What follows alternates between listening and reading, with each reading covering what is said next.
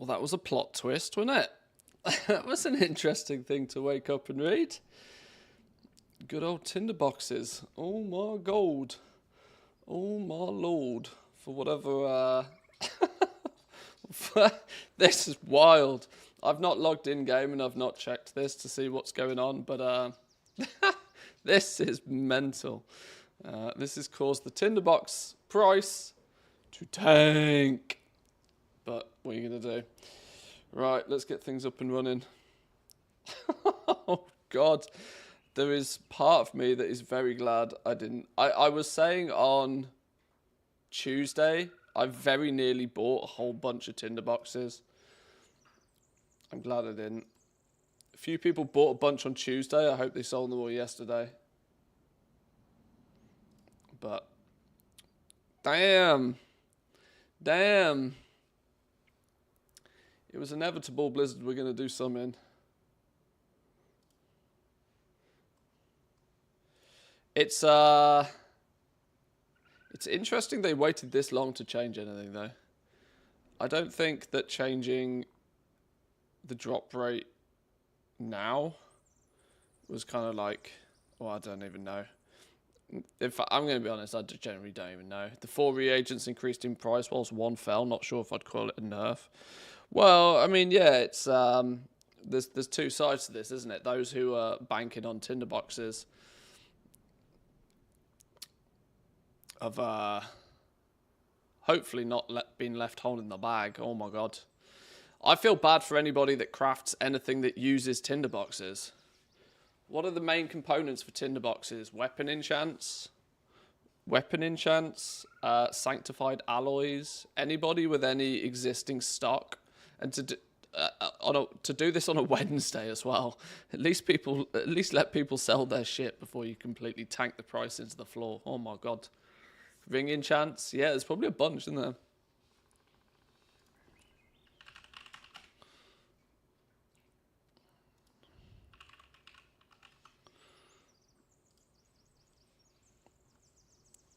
Reagent 4. So the primary ones, yeah, the weapon enchants, blessed weapon grip. Oh god, I crafted a bunch of these yesterday. I bet these are worth pennies now.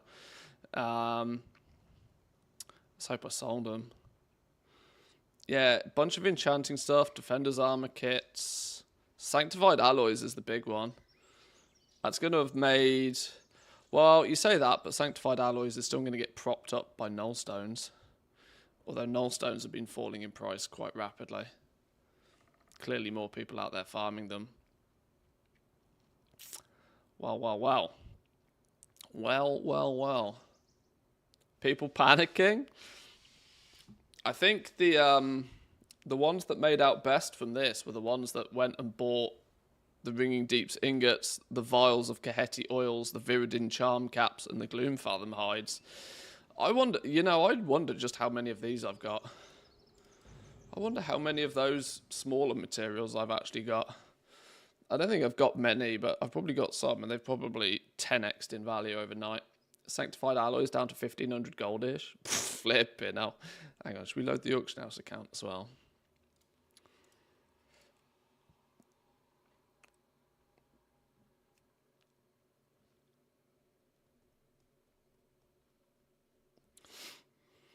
Time to raid the warbank. You're online already. Oops. Let's go and have a little look in the warbank, see what we've got. Maybe blacksmiths can actually do patron orders soon. Maybe. My directive is to serve you.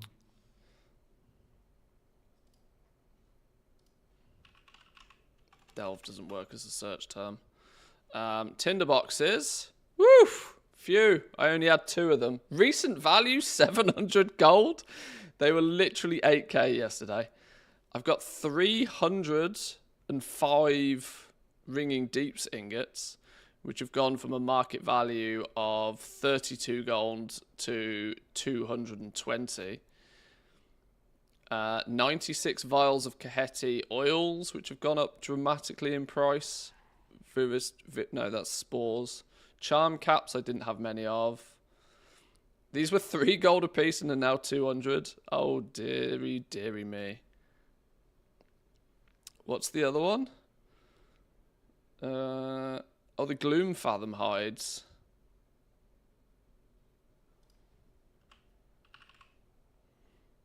Oh, I've got 51 of those. Not too many. Not too many. I've probably come out on top on that then. I've probably come out on top because I wasn't holding any tinderboxes. I did buy some yesterday though, but I think pretty much anything that I'd crafted with tinderboxes yesterday has probably already sold, so we should be good.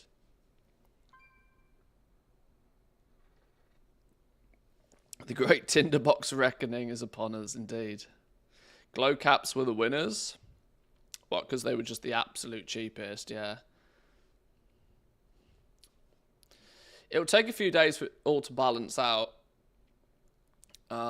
Because you know full well that the supply of the other ones will get... It basically normalizes the price a little bit, doesn't it? It normalizes the price. It basically means a tinderbox is going to be 3 times the price of the cheapest any one of the others. Sold my whole stock of these mats this morning. I predicted the tinderboxes to crash to the ground, sub 50 gold. There's just so many charm caps around. Well, yeah, this is it. This is it.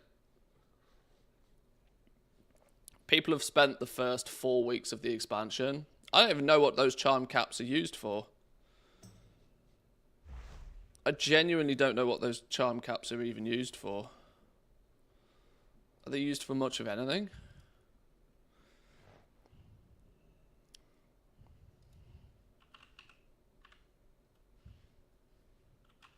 Considering I do crafting on all professions, the fact that I don't know what these are for. Reagent for 2 things. Oils of the Toxin Deeps and the Algari Potion Cauldrons, and at best 5 of them. Yeah, no wonder these were 2 gold apiece. Oh my god. Yeah, no wonder these were 2 gold apiece. Well, this is going to basically normalise the price of all of those mats now. So, when you're running delves, regardless what you get out your box at the end, it's going to...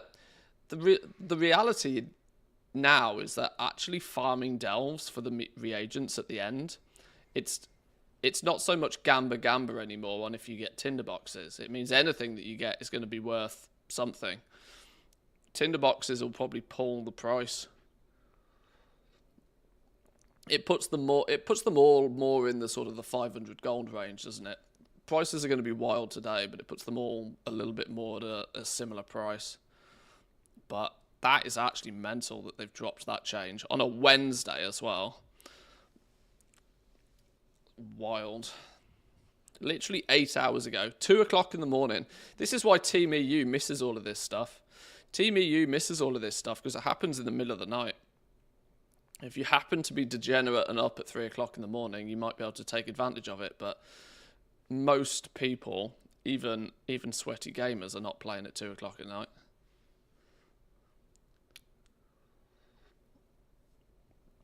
Not on a weekday.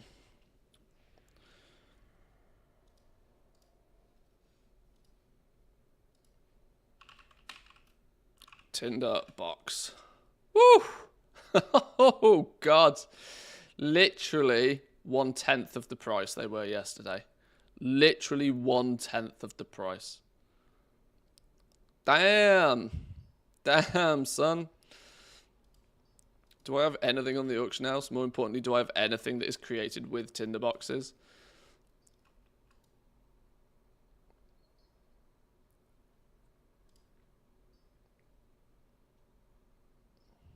Blessed weapon grips. Oh no.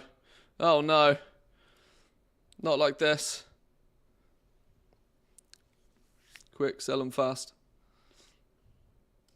I'm pretty sure they're the ones that use tinderboxes.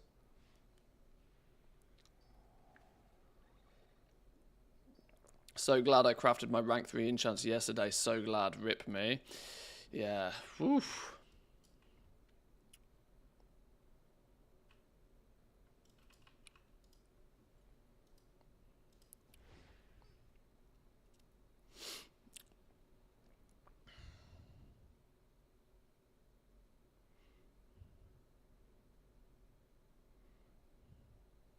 Oof. I wonder what this is going to do to the enchanting markets in general.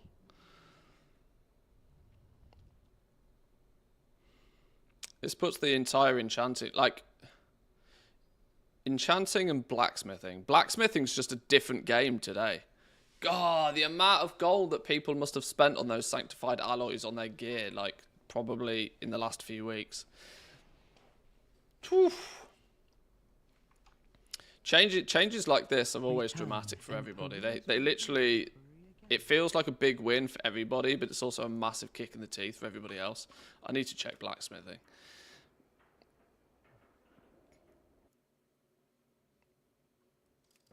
Let's go see what blacksmithing looks like. Everybody was complaining non-stop about how expensive the enchants are. This is probably going to help crashing the enchant market. Plate wearers had it really hard. Anybody that needed anything from blacksmithing. That's a big ouch.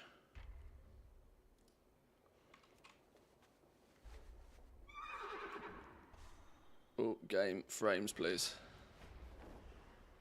Still no frames. What's it doing? It's doing something in the background.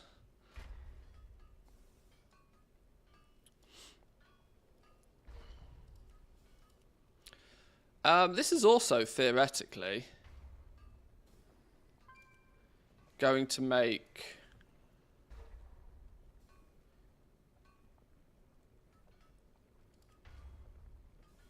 this is likely going to make charged alloys and Ironclaw alloys actually more expensive than sanctified alloys from this point on. Because the nullstone, like the nullstone will figure itself out. But from 1 core alloy up to 2 core alloys, when you're looking at quality 3 stuff, because what's a quality 3? Quality 3 core alloy is still 1200 gold. Yeah, it's going to make charged alloys and Ironclaw alloys more expensive than sanctified alloys by quite some significant way. They use twice as many core alloys and they produce half as many. Sanctified alloys are going to be the cheap ones now. Oh, God. Oh, Lord. That's weird. It's going to make the epic alloy cheaper than the rare alloy. Even though the sanctified alloy uses a nullstone. It's about equal right now because your nullstone is still a little bit more expensive than that second core alloy. But when nullstone figures itself out, you're going to have charged alloys and Ironclaw alloys being more expensive, which is weird.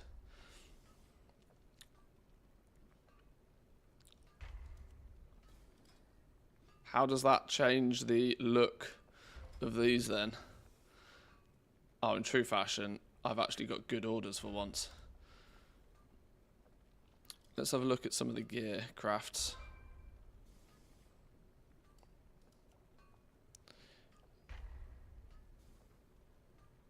Sanctified alloys have definitely got cheaper, but surprisingly not by as much as I'd have expected. Oh, okay, 1600 gold a piece, 1400 gold a piece. Woo! Damn, son.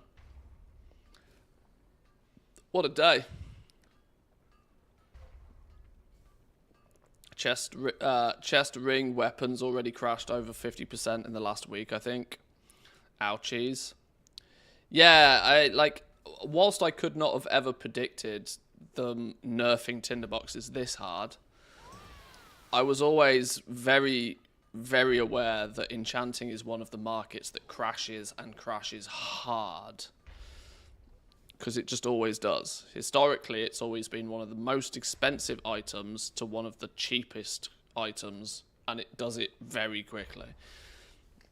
Yeah, tinderboxes have been fixed. There's now a tinderbox vendor which you can exchange your others from. I think we need either this as a screenshot or this as a link in stream today.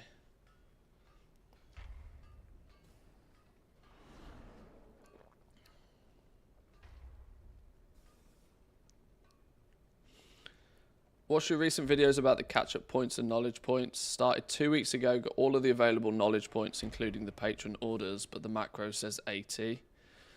Is there any other way to get more catch-up points in Dawn Crafters? You're waiting on more patron orders. That's the same for all of the crafting professions. You're just waiting on more patron orders to come through. You can't catch up in one. It's a catch-up system, but it's not a catch-up system that allows you to catch up in one go. It's a slow and steady. You just from this point on will get more patron orders than somebody that's already caught up. So you get more opportunities to gain knowledge points per week than somebody that's already got the points. If you're keeping on top of your profession, you might get 10 patron orders with knowledge points a week. If you are behind, you might get 15, 20, for example. I think I'll just keep this window readily available for when the inevitable question comes up 500 times today.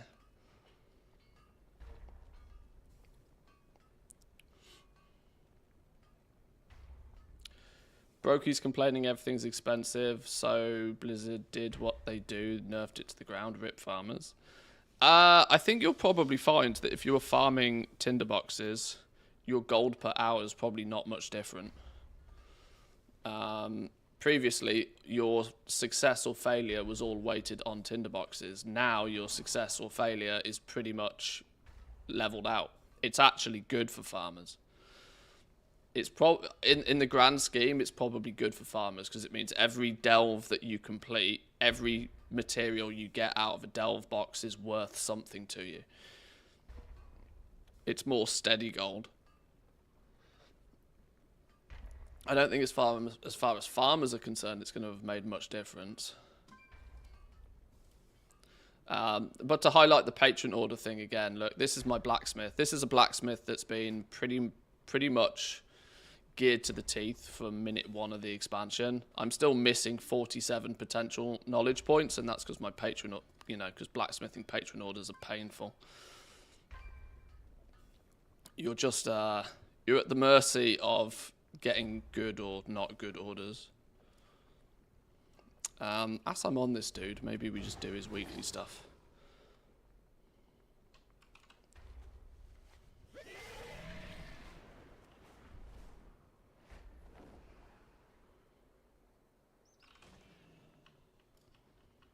But yeah, we are clearly now at the point of the patch where I'm about ready to take a break with goal making. Very, very much so. I installed and we started having a little bit of a dabble with Diablo yesterday, and I'm tempted to show that a little bit more love. Let's go do the Dark Moon stuff.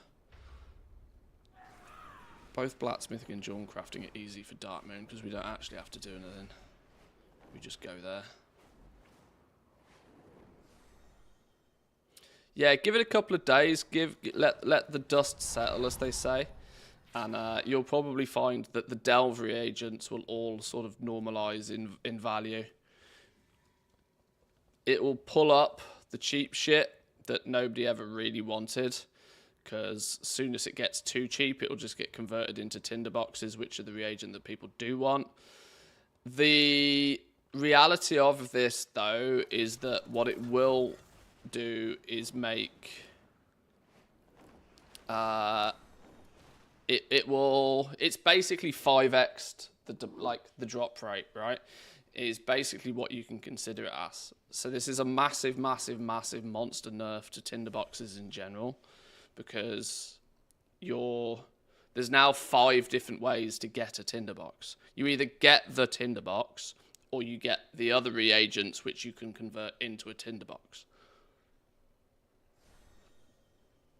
So in essence, it's like the supply has 5x'd, like instantly, on Tinderboxes. So I would also go as far as to say that as far as farming those sorts of things, it's probably not as lucrative now because of that as well. You could charge the premium when getting the Tinderbox previously. So maybe I retract my last statement that it's probably not that bad for farmers. It probably is terrible for people who are farming delves, thinking about it in more detail. because now it doesn't matter what you get. Every Gamba box is a win. You either get the tinderbox that you wanted anyway, or you get the materials that you can ultimately turn into tinderboxes. So there's no lose situation, which doesn't strangle the supply of them, which is what kept the value so high in the first place.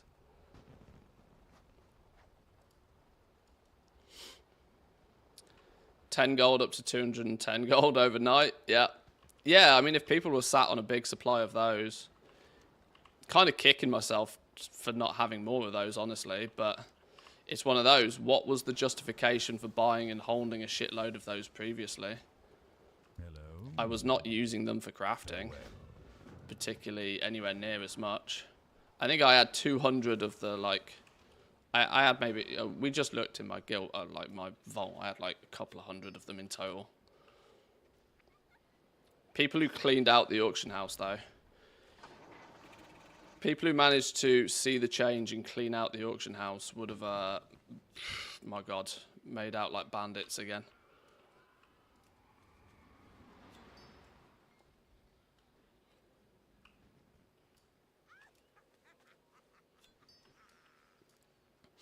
I unironically think I should probably sell all of my other materials, just probably because they're spiked high today. I can always buy them back tomorrow if I need them, when they'll be half the price again.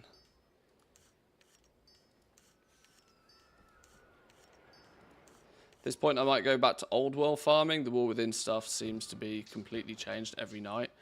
Well, this is why I've switched away from top tier quality 3 crafting over the last week or so. It just requires far too much tender loving care.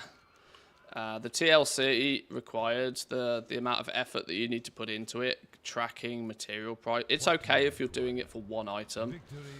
But the point is now you need to be hyper focused on your material prices more so than anything else. The knowledge points, the artisan security, that side of the game has been, you know, fixed. And by fixed, I mean like you can overcome, and everybody's running around with the same knowledge points. Everybody's running around with the same tools. Interesting. Right. So the way to make a difference was the way to make a difference was with your materials.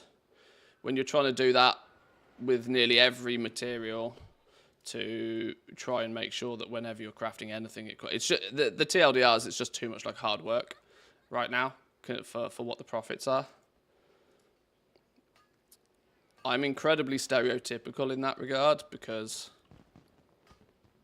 a lot of people meme on players like me, but the reality is that we dip in, we make a bunch of gold, and then we cash out and we chill, and we don't have to feel the need to fight through the weeds when the margins get skinny.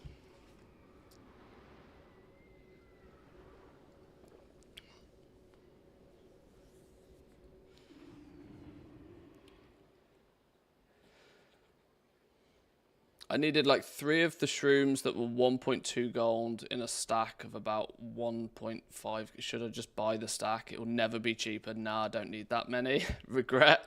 Well, this is it. Like, when you look at it, it's 1,000 gold for a stack of a thing.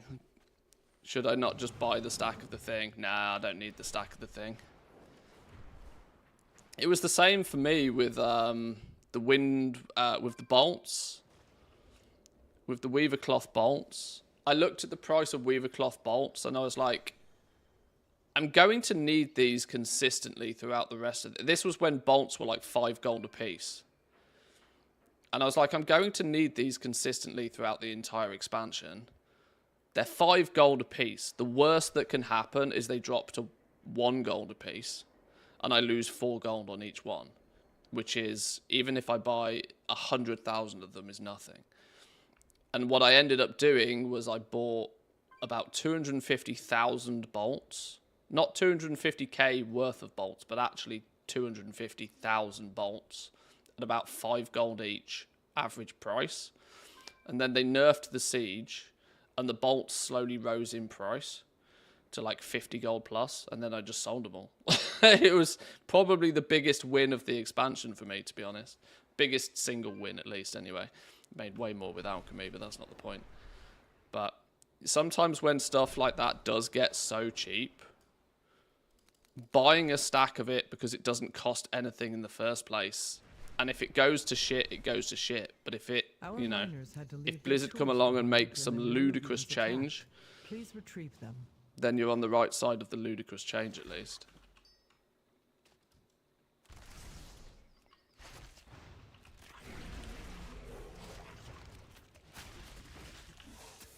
Logging in, doing my daily orders and stuff, but don't really feel too much like play it. Well, I'm at, yeah, like I said, I'm at the moment now where the upkeep of the professions is, well, the upkeep of the professions hasn't really changed. It's still exactly the same as what it's been throughout the entire expansion, but the amount of gold that I get out the back of it, and no longer is it anywhere near as interesting because it's getting to the point where it's very repetitive. It's not like I'm learning something new. I'm not analysing the builds. I'm not figuring out where to spend my knowledge points in the most optimal way. It's now a scenario that you probably have enough knowledge points to be max build. And for me, the journey of leveling my professions is nearly done. It's getting to the, like, this stage where I'm, like, just farming, flipping treasures and just chipping away at knowledge points. Patron orders are still a bit of a frustration and will be for the next couple of weeks until we can film them from the war bank. So I'm quite happy to slow down the operation a little bit. Maybe I might get this character done and we might go play some Diablo or something. I started playing Diablo a little bit yesterday.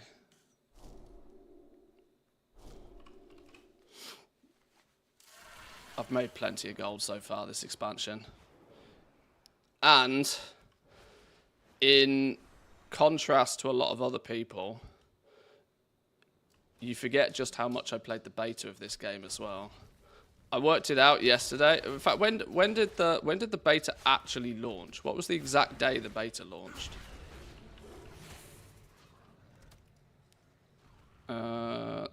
The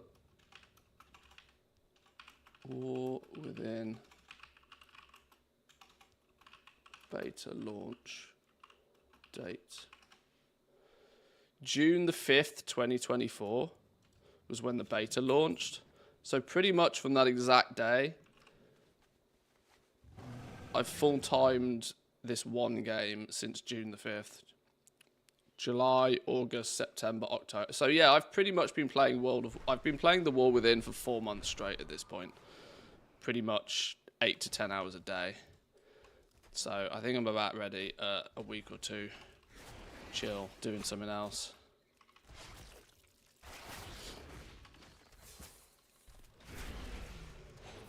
That's why I don't touch the beta.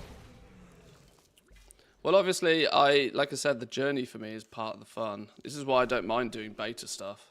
Even though it's broken and shit changes all the time. Just the experiencing new stuff. New stuff is new stuff whenever you experience it.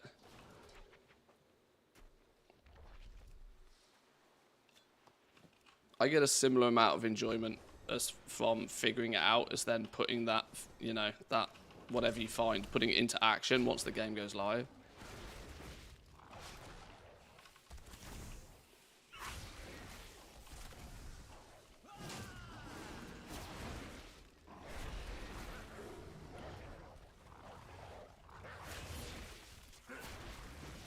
Oh shit, my pet died. What's going on here? Has this dude got no gear or something?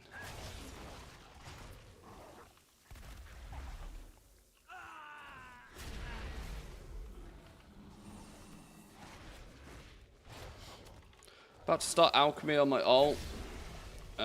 Since you made a lot of gold with it, what would you recommend in terms of specialization and knowledge points? Oh, you're too late to make anywhere near the gold I made with alchemy.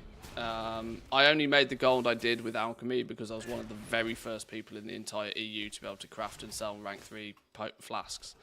And I made 20 million in a week. If you're only just getting started with alchemy right now, I would get, I don't know, probably 50 to 100 skill in the profession, get a set of green tools, and do enough research to unlock like a flask recipe, and just log on once every couple of days and create a couple of flasks with concentration. You'll slowly continue to level it up. It won't particularly cost you much, but then by season 2, the alchemist should probably be 100 skill. You'll have a few more recipes to have a bit of a play with. You'll have gained some knowledge points over the next few weeks. You definitely 100% want to take anything you start today in a very slow and steady, cost optimized way, because there isn't the profits at the top end anymore. There's no holy grail. There's no, right, you hit 150 knowledge points and now you start printing gold. It's those days are finished for season 1. You can still make profit with the professions if you've already got the profession like in full order, and you've already covered the costs and you've already put the time in to get it leveled. But starting it now, it's just going to be an expense. So you want to go damage limitation with how much you spend on your professions. Level them as cheaply and as slowly as you need to basically level them for free. And then make sure that by the time season 2 launches, you've got enough to then play in whatever season 2 brings. Crafting is all about the early bird. Like, literally, crafting is something that you make a shitload of profit with in the first couple of weeks of a patch when everything's fresh and everything's new and everybody wants everything. But then you should very quickly, clean up, sell out, put it to rest for a little while. Put it into, just keep it ticking over.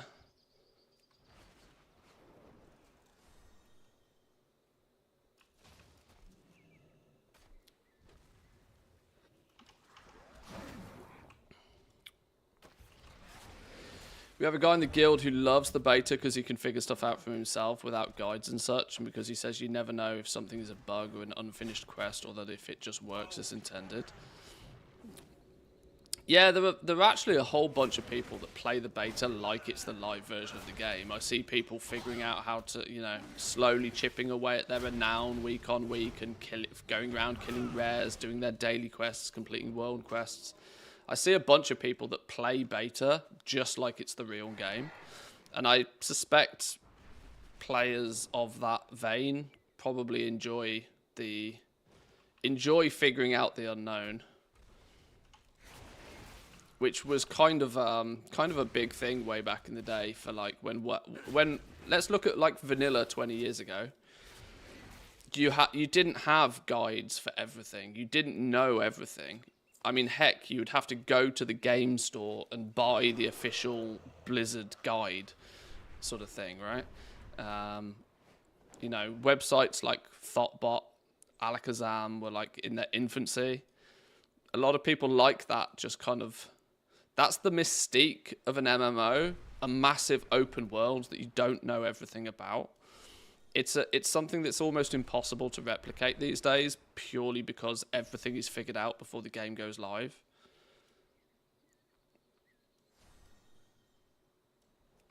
The only way, I'm going to go as far as to say probably one of the only companies that if they really wanted to, could create an MMO with that same feel of like everything not being discovered. And it'd be Nintendo, and the only reason I say it'd be Nintendo is because they're absolute assholes about copyright.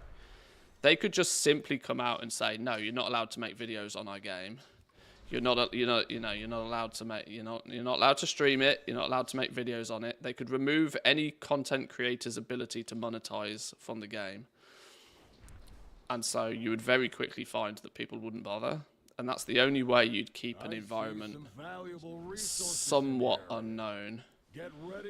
And then you could have groups of people that could delve through it and figure it all out for themselves and share that information between themselves. But there'd be no incentive to share it out there like widely, other than like maybe a forum or something. Communities will come together, sure, but Legend of Zelda MMO confirmed. Like I said, I don't know if it would really be that successful, because you'd basically have to make a top tier MMO game without any marketing, which in this day and age is probably not a thing. But like I said, if anybody could do it, it would be Nintendo. or just charge a fortune for early access like Ash is? Well, not even really that, because people will just see that as a cost of doing business. I know full well, because I'm in the same line of work. If Blizzard charged me 500 euros, Blizzard could probably charge me 5,000 euros. To put a number on it, Blizzard could probably charge me 5,000 euros for beta access, and I'd still pay it. Because I know I'm probably set to make that back and some by the info. And the bigger the price you put on it, arguably the more it's then actually worth at the same time.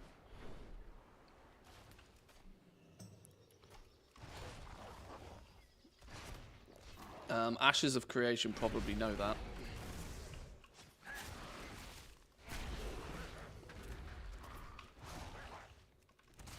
This is why luxury car brands deliberately price their things. You could ask the question, why is a Lamborghini so goddamn expensive? Well, the reason a Lamborghini is so goddamn expensive is so that not that many people have them. And if not that many people have them, they have a greater perceived value by everybody else. This is why sometimes you can make more money by putting your prices up, not down. People are like, oh, you need to make more money, lower your prices, get more customers. It's entirely valid to go the opposite way. And actually is often the smarter thing to do.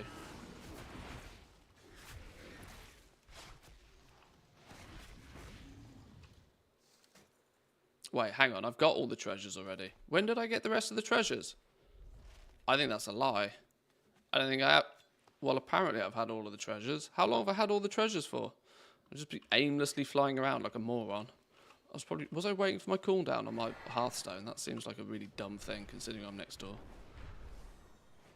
Nvidia enters the chat. Yeah. Yeah. How do you make people pay more for your top-end graphics cards? Put the price up. Huh? Yeah, literally. Why do you think the 4090 is so outrageously priced compared to everything else? So less people have it, and then by proxy, more people want it. The Lamborghini of lemonade. $1,000 a cup.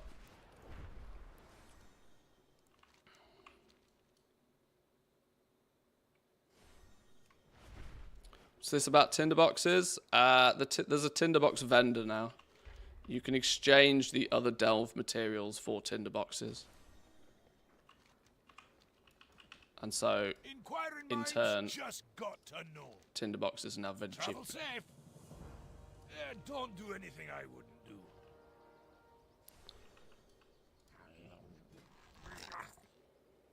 do. Who is the actual vendor that sells it, though?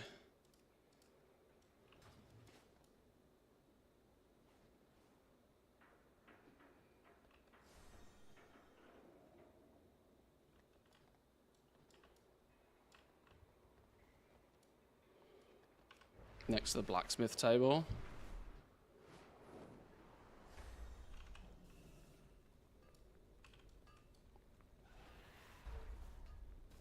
Speak and be heard. Oh yeah, there we go. There we go. They just slapped him on a vendor. How do we fix the Tinderbox situation? Slap him on a vendor. That's worth a tweet, that screenshot, you know.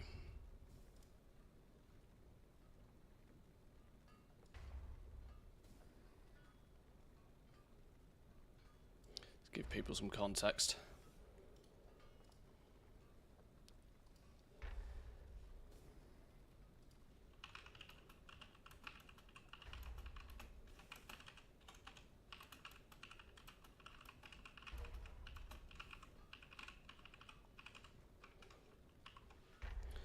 "5 days left to save up to 40% on X Premium. Mr. Musk, my fellow friend, I had Twitter Premium, sorry, X Premium, and then I realised that even paying you money wasn't good enough. To remove ads from the platform, you wanted me to pay you $25 a month, so I cancelled my X Premium subscription."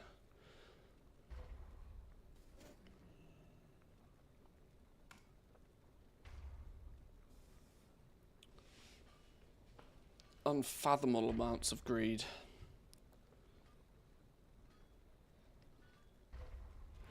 The blue tick was not worth it.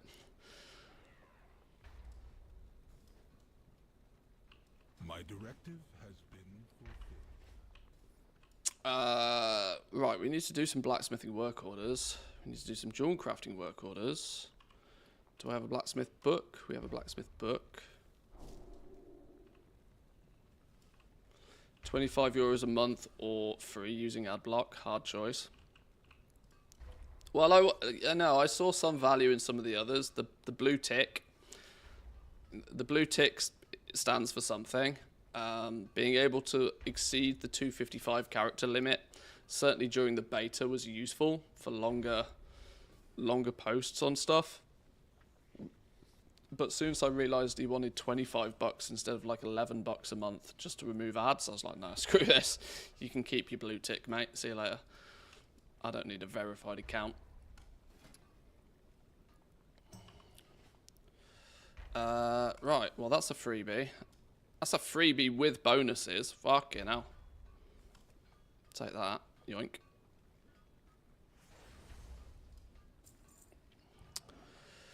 What else we got? Competitor's Greatsword. We don't have the recipe for. This is expensive because it didn't provide anything. Well, that's a good start, isn't it? Leatherworker's Knife. For the price of a couple of bismuth, we'll have a go at that one. Hello. Bismuth. Oh, I've got like no quality 1 bismuth apparently somehow.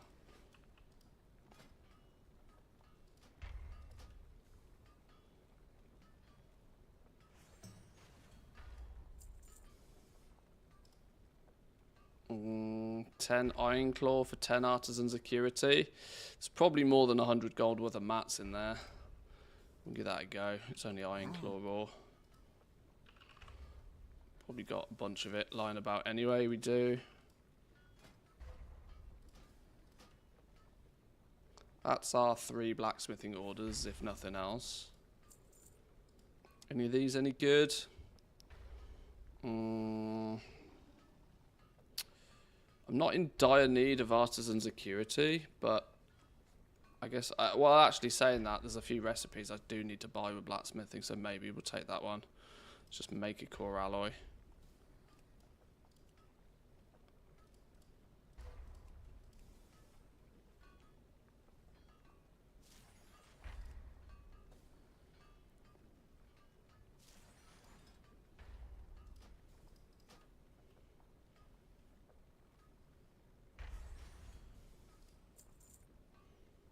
Another Knuckles recipe. A knowledge point for 200 gold. That's more than I like to pay on knowledge points. But unfortunately, where blacksmithing is concerned, beggars can't be choosers. That's actually relatively competitive, believe it or not, for blacksmithing compared to some of them.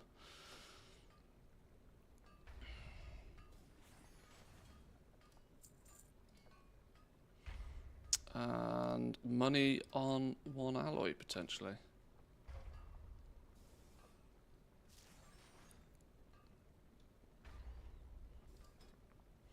Okay, well, I got lucky there. I didn't get too many gear crafting patron orders. So we actually got to craft a few of those. Wow, we made a toolbox and we saved the alloy. Saved 100% of the cost. That is a freebie.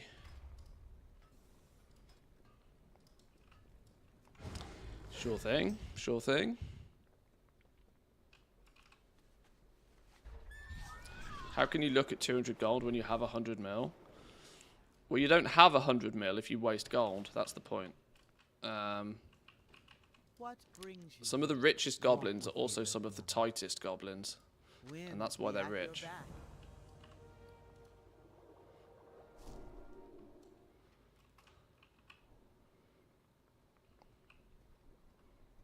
Just think how stingy goblins would be if you had to pay tax on stuff.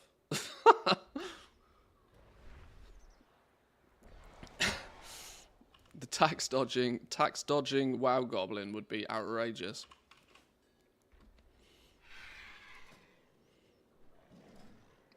best way to make a lot of money is to spend less. Well, let's fill that one out. That means we can unlock that one. Means we can use... That's unlocked now. Ever-burning forge is fundamentally maxed. I guess I want to go into here for a bunch of points then, really, to unlock both of these. If we're in the game of unlocking stuff, we should probably unlock everything first.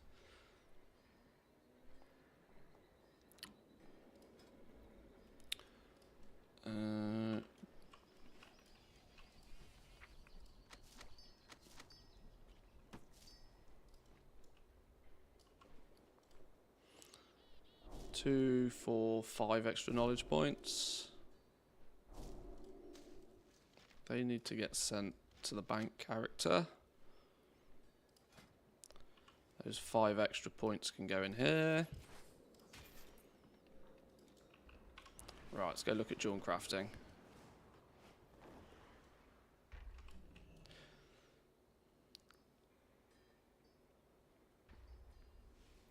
It's kind of like IRL. The ones who could pay 500 million in tax without impacting their lives are the ones who will actually break the law to avoid paying 100k. It's pretty wild, isn't it? It's pretty wild. But everybody has a price, and everybody's crooked for the right price. This is why. You could break the law to avoid paying 100k.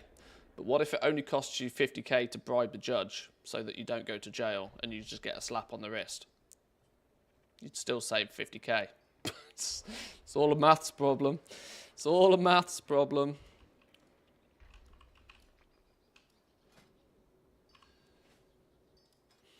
Right.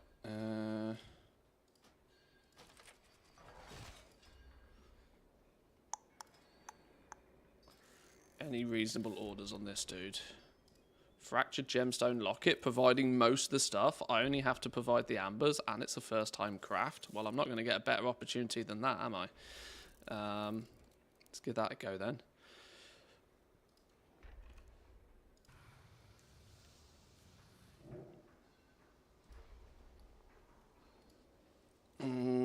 What am I looking? Jewel crafting stuff. One of you, one of you, one of you, one of you, one of you, one of you, one of you, one of you. In fact, let's just take all of this out.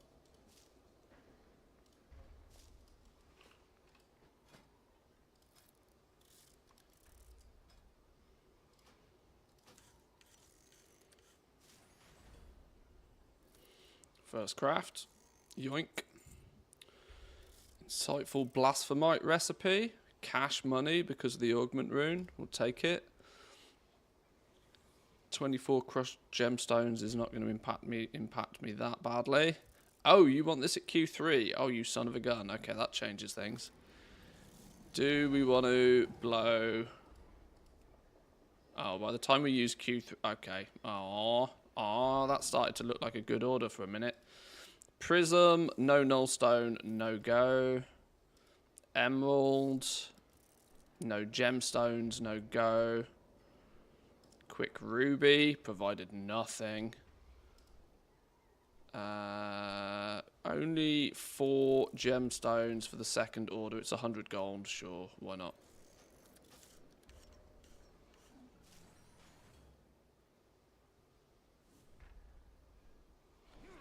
Just to test, are you able to see my message? Having problems on some channels on my PC. No, I can't see it.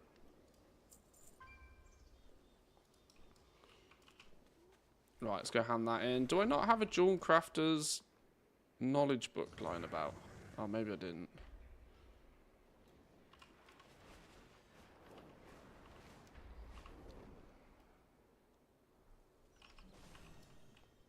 I've been expecting. Corporations ignoring safety laws, increasing workplace deaths. They're happy to break the law, pay the fines to the government for literally killing people, but the profits they make by cutting corners and ignoring safety dwarf any fines. Well, this is why it happens. This is why it happens, because it's, you know, it's an accounting problem. that is an indication that the fines aren't steep enough. This is why people argue against, like, speeding tickets in some countries, because they look at it as a poor tax. Speeding tickets, parking tickets is just a poor tax in some countries. Finland has an interesting take on the speeding tickets, where instead of it being a fixed fine, it's a percentage of your annual income. You get charged a percentage of your annual income. So if you earn more, you get charged a fuckload more if you're caught speeding. In essence, it's a way to, you know, everybody, if you break this rule, you get fucked equally. Kind of clever. If more fines and, you know, stuff were dished out in that regards, you'd have less people doing silly things. You've got multi-millionaires that drive around London, for example, and they park wherever the fuck they want, and they just have a glove box full of parking tickets, and they just pay all the parking tickets at the end of the month. Because, in fact, they don't even pay all the parking tickets. They give them to their assistant, who then pays all the parking tickets. They do this because you fundamentally have no, like, the amount of time that you save looking for a parking spot, downloading 12 different apps, paying multiple times, pairing credit cards to stupid parking apps, like, the amount of time and effort it takes these people to do it, they're just like, fuck it, I'll park wherever the hell I want, take all of the parking tickets, and just pay all of the fines at the end of the month. So in essence, parking tickets and speeding tickets in many countries are just poor taxes. They only impact you if you don't have enough money.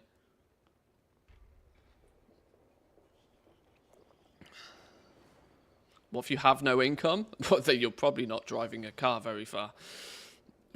You try living in Finland without an income, my friend. Good luck. Good luck. You're dead by the end of the year.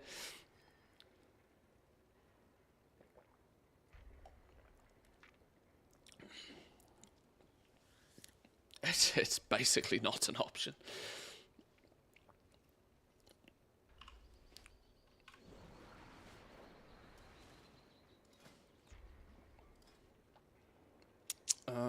We got a bunch of points. Why have I not spent these points anywhere? Is it 15 or 20 we're meant to go to? 20. 20 on each one. Spread our wings a little bit there. Give us more stuff to craft with our concentration. That's not today's problem, though. We do have 300 artisan security to spend on blacksmithing somewhere. I say blacksmithing because blacksmithing is my primary profession on this toon. Jewel crafting is just there for some concentration crafts occasionally. I had been looking at picking these up, hadn't I? The pickaxe and the sickle I still need. That's 300 artisan security. I think they're the last recipes I actually need to buy with. That might be the last use for me of... are these both from Lorendal? Yes. Well, let's just go get those recipes then. And I've got all of the profession tools on blacksmithing as well then. On a character that's relatively competent in making them also.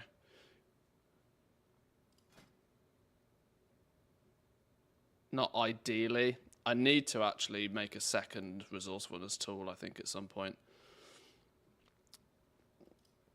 What do you seek? Sickle.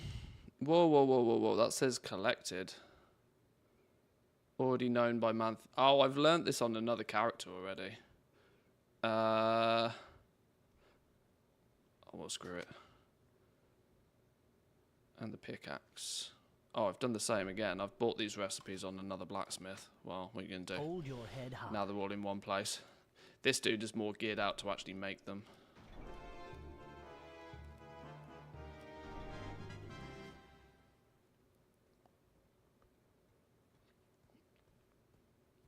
You should have a notepad where you write down why points are spent like they are. Not the first time the question pops up. Yeah, I know.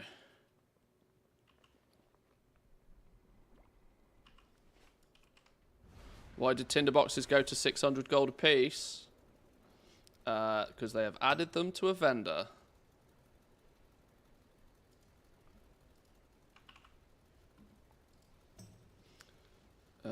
Let's do this. Let's do this.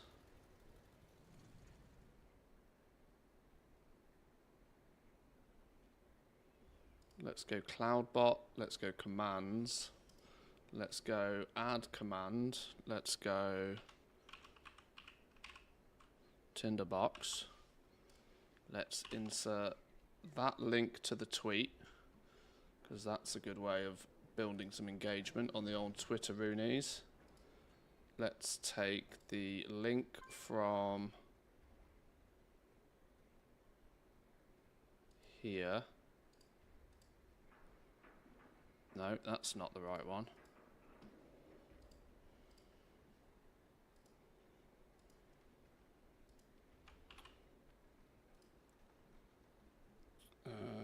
Let's go.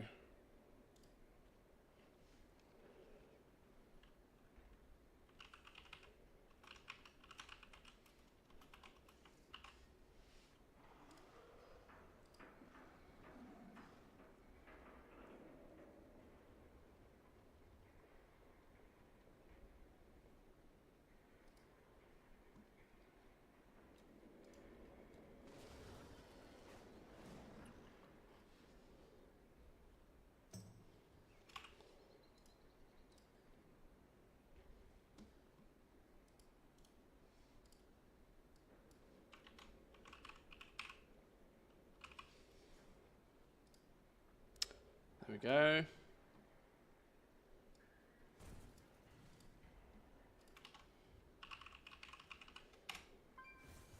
Boom.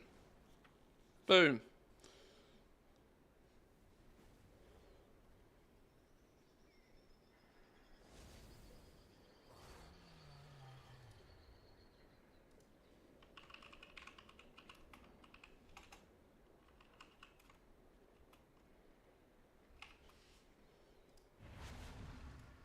That'll do.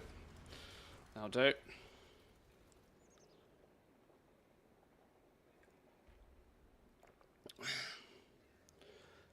What's the add-on that shows collected like that? If I know what you're talking about, I think it's Can I Mog It? I believe. That puts it in the tooltip somewhere. Yeah, in that top right-hand corner there, the collected is that's either Can I Mog It or it's all the things. It's one of the two.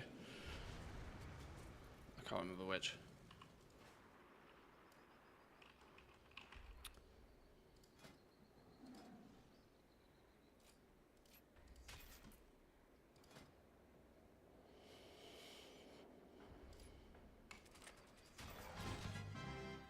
Okay, this dude, to be fair, is mostly done. He's mostly done. Let's go put some materials back in the wool bank. It's Can I Mog It? I have it too, but I don't have ATT. Oh, well, there we go. There we go. Now we know. Supply of goods for Outlander. After you have these add-ons for so long, it's you sometimes just straight up don't know what's doing what. But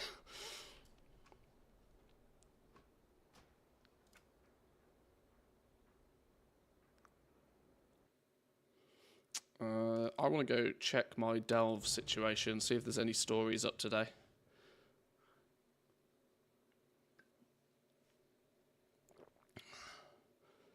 I have something like 1,500 of the ingots spread across my alt, so it's a win for me too.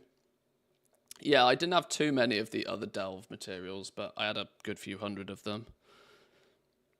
And I'm also lucky I wasn't holding on to any tinderboxes, and anything that I'd crafted that uses tinderboxes I'd sold through.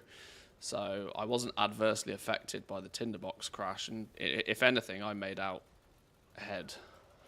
That said, I am very tempted to go and just sell all of the mats whilst they're spiked in price today.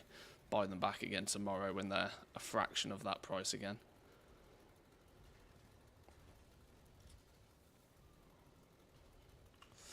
Right, let's go have a look at what's our delve situation looking like today. We have Kriegvall's Rest as bountiful. Actually, let's keep up with what we're doing here. We need lost keepsakes. Go on. Be both bountiful and lost keepsakes. Make my day. So on the Tinderbox enchants all day yesterday. Had 3 enchants with Tinderboxes left. I'm good. That was a positive escape. See? See? What do I always say? Turnover's king, right? Turnover's king. Sell your shit. Sell it fast. Lost keepsakes. Hey, money. Bountiful delve and 1 for our story. We take that. Brand do brand things. Sell some stuff.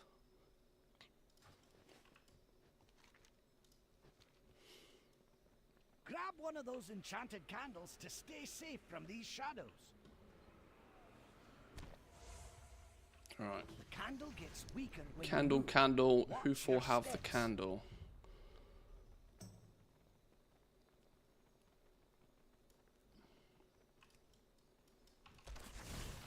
What are we meant to be doing in here? Stolen keepsakes recovered.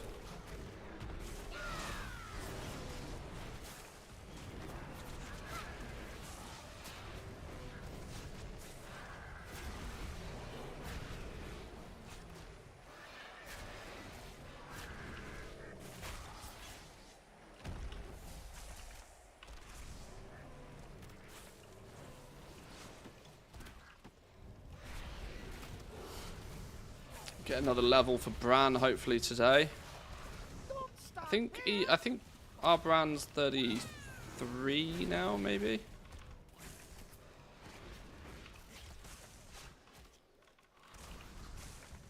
Helps are coming.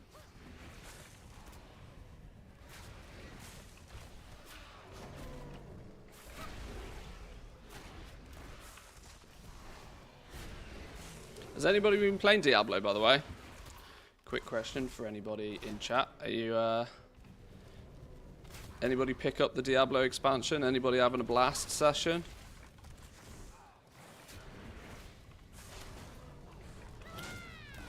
I saw a few people on my, I saw a few people in the Discord have Diablo in their now playing section yesterday.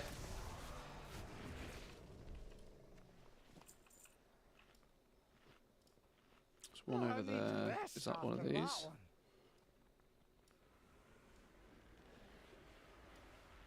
Hello? Do I need to take the candle to it? Oh, I need to drag it. Oh, okay.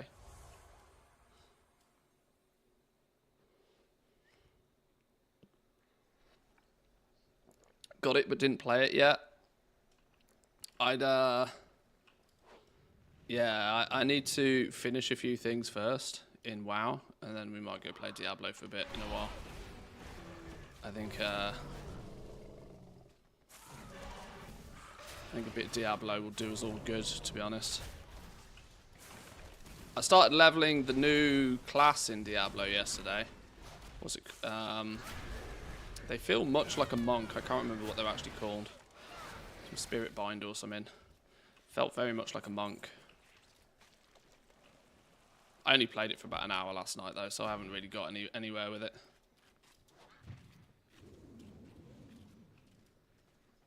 Commander.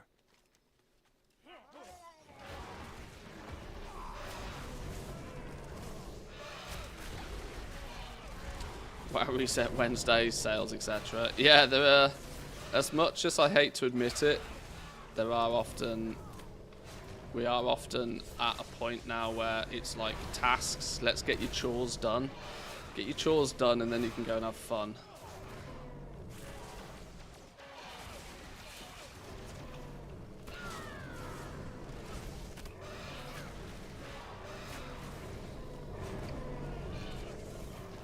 Which has also got me to thinking that now's a good time to take a little bit of a break from WoW. Well, maybe not from WoW in total, but from just goal making in general.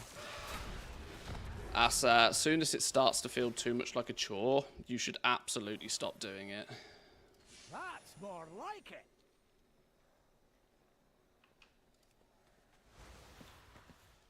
Because by the time it gets to that point, you're losing the reason why you should be playing a video game, really, as far as I'm concerned.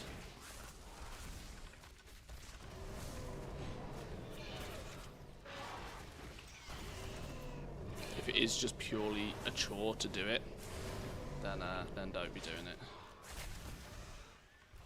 Disappointed on the D4 release. For me, that means even if it's good, better now, I'm going to buy it in a few months while it's on sale at the orders. Call it the fool me once tax. Yeah, I get that. I get that. I think that's entirely valid. That, you know, paid 70 bucks for the game a year ago, and it's taken you... A lot of people have said about the expansion that it now feels like how the game should have launched. And so to ask another 40 bucks for the expansion is a bit gross, and I get it. I kind of wish Blizzard would have done something along the lines of, you know, if you actually bought the Diablo 4 on release, that they would have given you the expansion for free. I think that would have been probably some of the best marketing they could have possibly done, because that would have brought nearly everybody back to at least give it a go. That's you know, and then if you were brand new to Diablo, you could pick up the game and the expansion for like normal single game price. I think that would have been the best way to have handled it. But of course, that would have had to mean that, you know, they were generous, which doesn't necessarily go hand in hand. Nice find. But I do think they could and they should have, like, charging 40 bucks for an expansion when a lot of people were burnt by the fact that the base game was just... I mean, it just... There's no questioning. Diablo, when they launched it, was not ready to be launched. It was fundamentally broken in many aspects. It functioned, it played, but it didn't play well and it wasn't good.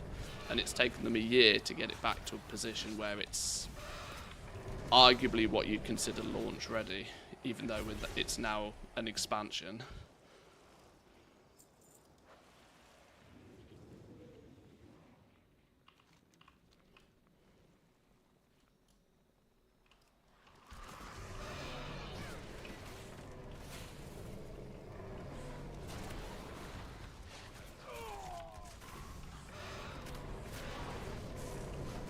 I might have pulled a little bit too much here. This might start getting a bit spicy.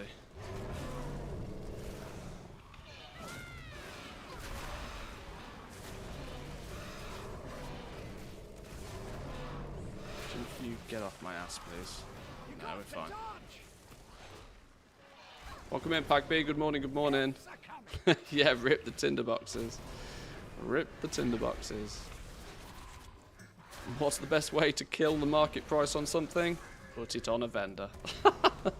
Put it on a vendor.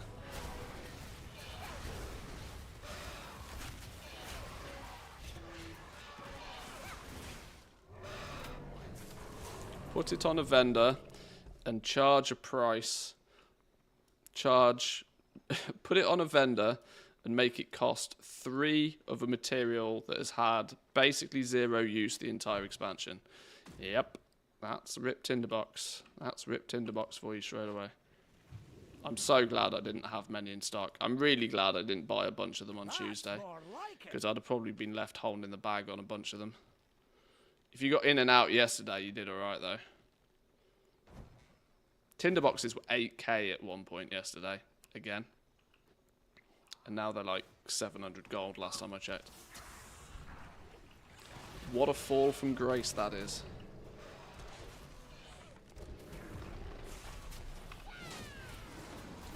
I'm going to be honest, I expected it sooner. This is why in the pre-season Tinderbox hype, when they were like 4,000 or 5,000 gold a piece, I was having none of it. Because I expected something like this a lot sooner. I didn't expect them to go quite so hardcore on it though. I expected them to like increase the drop rate. I didn't expect them to put it on a fucking vendor. Oh dear. Fantastic.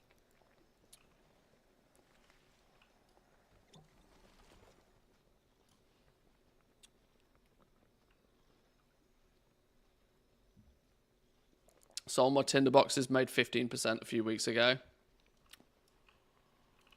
That was the way to do it. Welcome in, Golson. Good morning, good morning. It's the final nail in the coffin for leatherworking mats too. Now the leg patches will also be worth nothing. Yeah, you might be right there, actually. There wasn't much holding up the price of those, even. Leatherworking, though, was not... leatherworking by design was never really meant to be a big money maker from, like, materials and armor patches and that sort of stuff. It will be in the long game if you keep up with it across the expansion. Somebody in Dragonflight pretty much had a stranglehold on the leg armor market for most of the expansion. So much so that people assumed they were like borderline botting the materials because they couldn't figure out how he was getting them so cheap. But if you're content with 2% margins and you hold the price at 2%, you can sell 10 million gold a day and still make a token a day if you know what you're doing. But that was Dragonflight. It's a bit different today.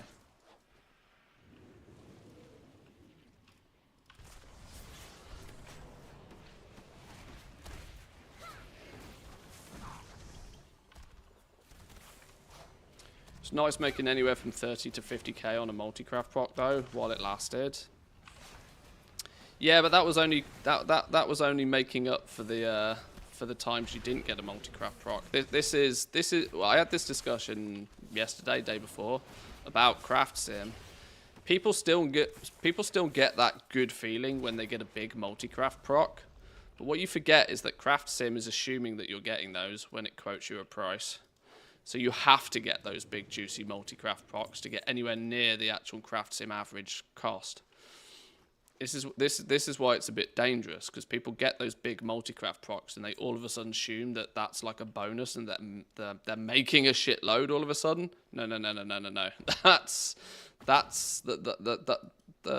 Those procs are not a bonus. They are needed to get the profit in the first place. Huge amount of crafts out there right now. If you don't get a resourcefulness or if you don't get a multi-craft proc, you're just straight up losing gold. The cost of the materials outweighs the regular selling price of the item by quite some way. But I get what you mean.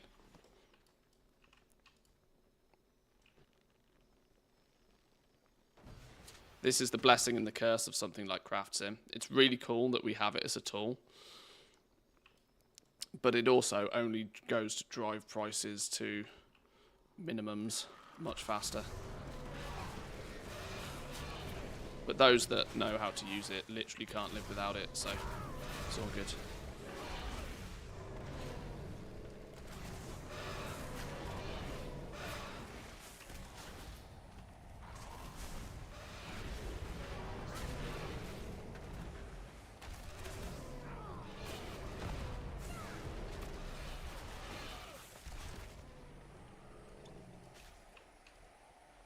Is this the last one? Oh god, no, there's still a bunch more. 8, 9, 10, 11, 3 more.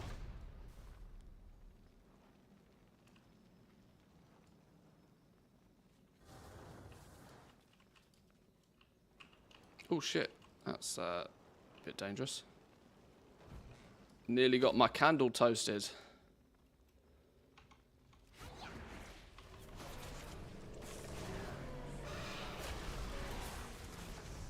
Just saw my last weapon enchant that made using 7k plus Tinderboxes. Oh, Bram's got your back. Yeah, I do feel really bad for anybody that's going to log in today to have not sold.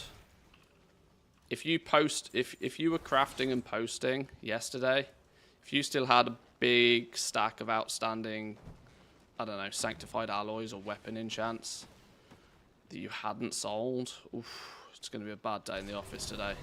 So, some people are set to lose quite literally millions today off that change. I'm really glad I'd sold through most of my stock. I actually think, like I said earlier, I think I came out ahead because The other delve mats, I had a bunch of them. Not a lot, but enough to make up for any losses on Tinderboxes, and actually probably put me net positive.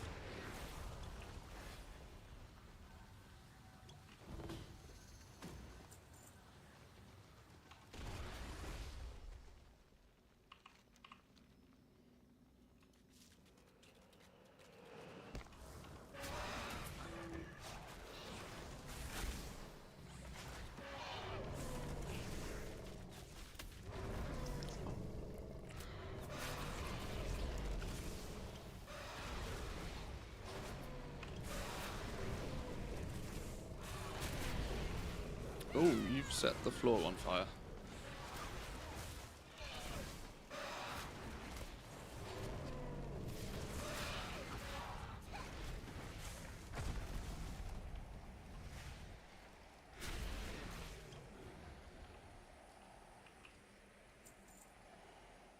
Right. Boss time. Let's see. Boss time.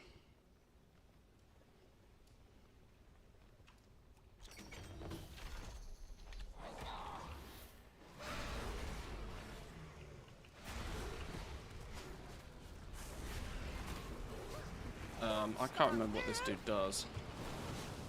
Let's not stand in that. That's probably a good start. Put the candle down so we don't burn it out. Is this just a tank and spank otherwise?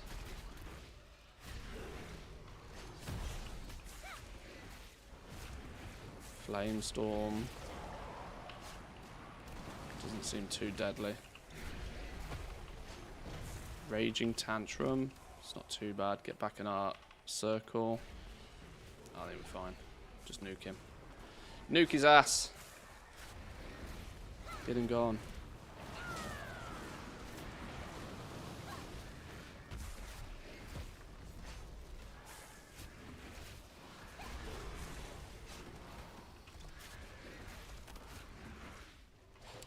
I don't know what big dick DPS players are doing right now, but I'm pretty content with 650k DPS. I feel as if I'm doing my part.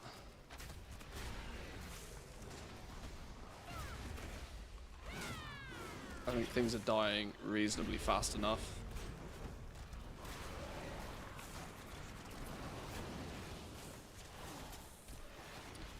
Big dick DPS is doing about twice that. Okay. Oh, Brand's now level 32. His medical journal increased. We got Krieg Val's rest stories completed. So that's one more that we're done. How many oh, any invites? Any invites? Anybody want in? In you come, in you come, in you come. How many delves is that? 6. Couple more.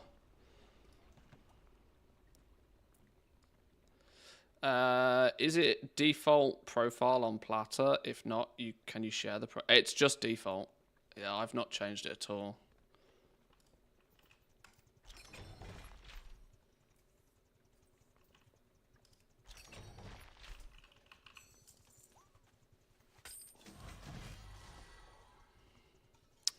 Uh, 603 braces. Exactly the same as what we've got. Other than these ones are indestructible. Other than these ones are indestructible. In that case, swap them over. No reason not to. Just collect the gold, collect the little goodies, get Brand leveled up. Fantastic. Don't forget that Brand's DPS is rolled into your damage if Details doesn't have him as a separate bar. I mean, after all, you'll find him where the action is. That is true. Yeah, Brand's not showing me. Mr. GM had an incredible details profile, by the way, and I want it.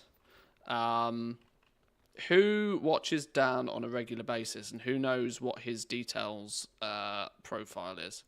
He's got some fancy-ass skin for his details profile, and it looks mint.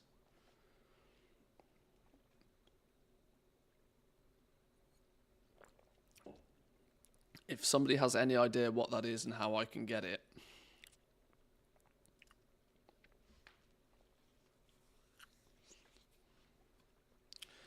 It's probably the War Within skin. How do we get it?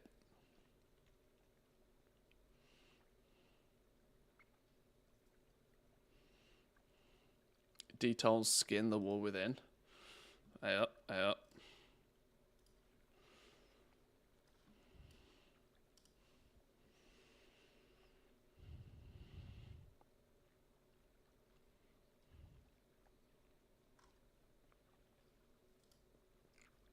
Yes, this one. Yes, I want this in my life. Get in. No, no, no, no, no, no, no, no, no. Install via that one.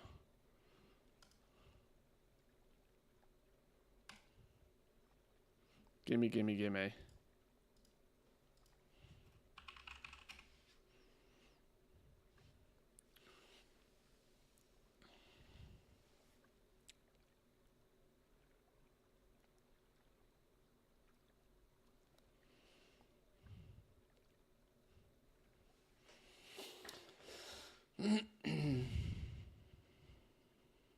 Oh, what? It's not changed.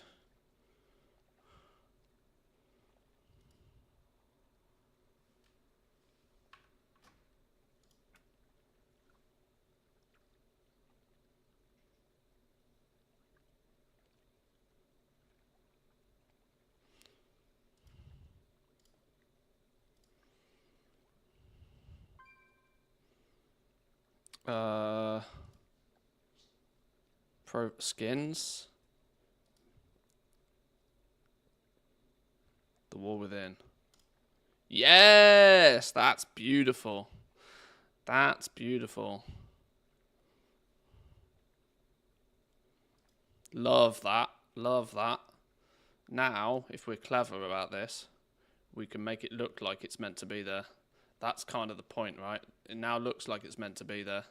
If I could somehow attach it to the bottom of this frame, oh, that would be wonderful. Otherwise, we're going to leave it down here. Matt, oh, you've missed the I out on my name. Oh, okay, we've got to make it that big then. That'll do. Beautiful. Love that shit. Okay. That'll do.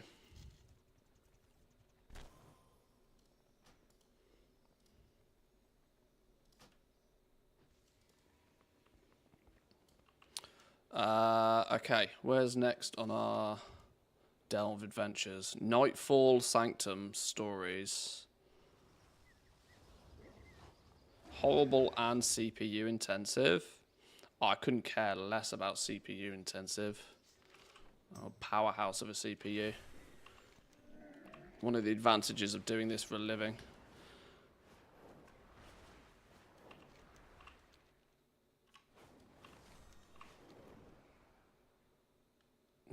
Where's the flight path gone? Communication in. Oh. Nightfall Sorry. Sanctum's around here somewhere, isn't it?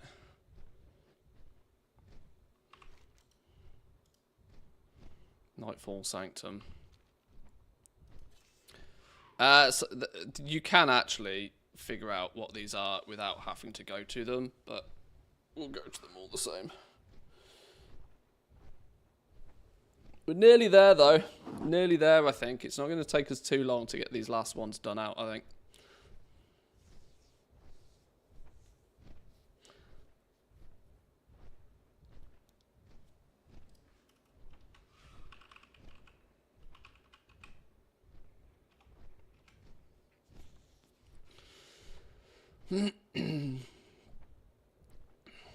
Micromancer's down there as well. Skittering Breach is down there. Then these last two are in Ashkahet. So that actually means we've done all of the stories for all of the first two zones.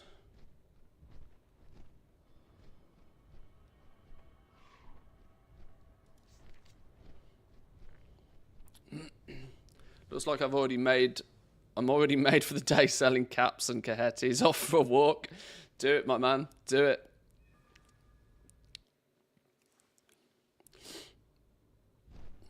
I'm probably not going to play WoW for too long today. I'm quite tempted to go play some Diablo in a little bit.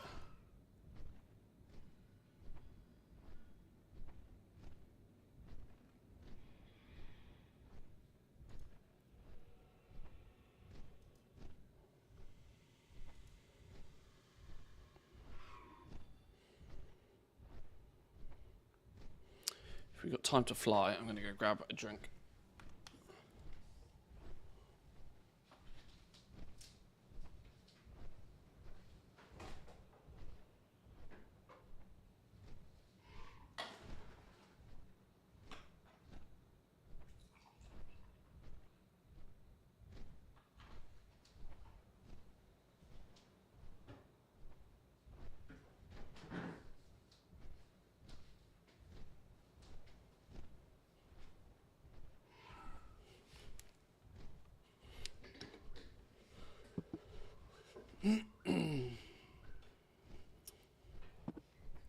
Okay.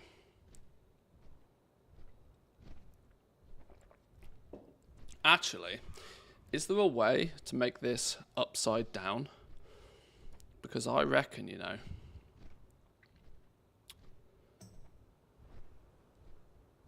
title bar. Can we turn the whole thing upside down? So it like grows from down upwards. Because that way I can smush it down at the bottom and it can size up.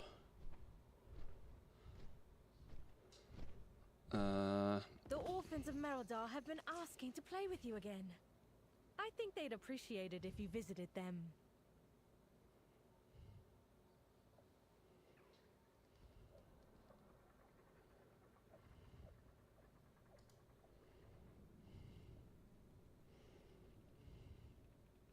Bars, general, spacing.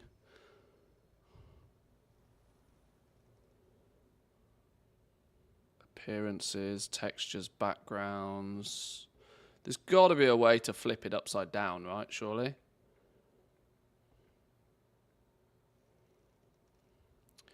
You can, but it's a bit convoluted. You have to individually move the title bar text, and then change the bars to grow upwards. Title bar.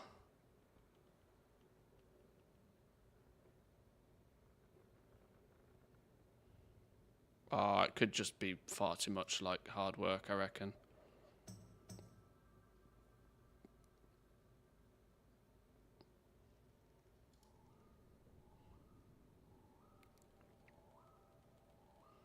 Yeah, screw it. It was just a thought. It was just a thought. We can, no. Test bars, go away.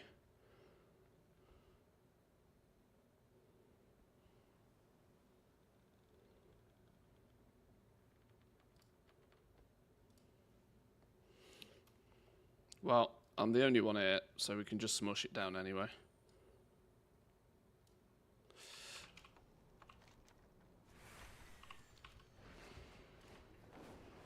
I remember it took me like 30 minutes to do it. Oh, okay.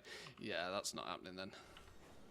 I thought if it was click a button to like invert the entire add-on. But if it's not, we're not going to worry about it. Which one do I need from here? We need Dark Ritual. Dark Ritual! Oh, I have a suspicion we might be doing a bunch of delves today. Maybe the game doesn't want me to go and play Diablo. Destroy the braziers.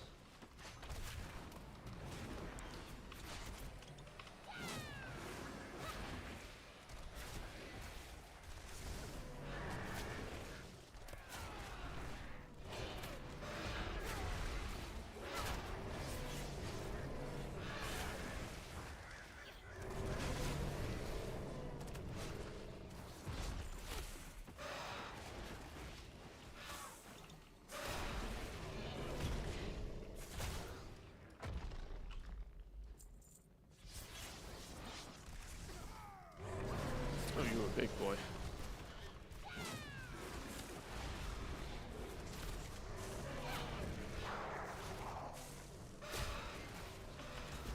Get out of the way!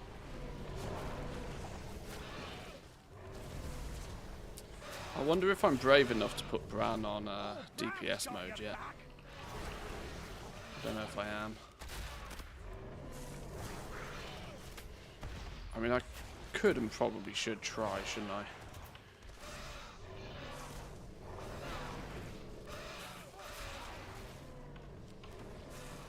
Try on a non-bountiful delve, so if I brick it, it's no issue.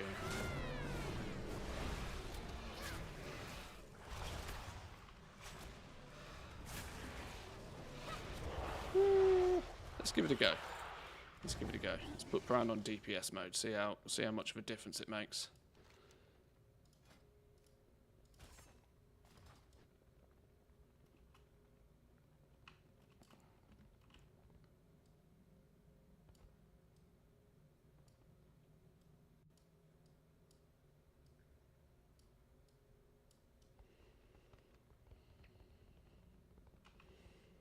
How big does this get? It's fine. Right, moment of truth.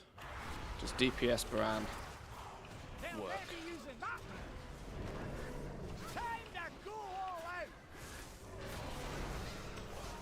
Oh god. Oh god. I'm missing Bran's healing already. I'm missing Bran's healing. You're looking a bit rough. Take a wee rest. Our DPS went through the roof though. I'm not sure if that was just because it was AoE or not.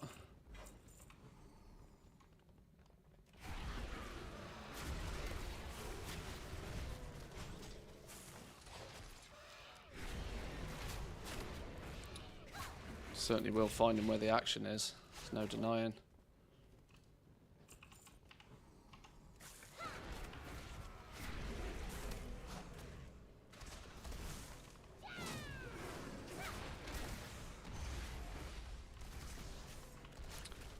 Oh, not having his little potion scares me though.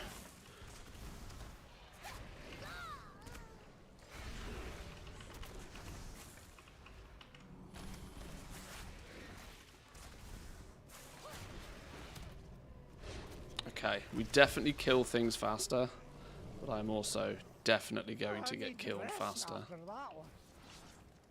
Those ships are coming Oh for shit, us. I didn't mean to do that either. Don't kill me.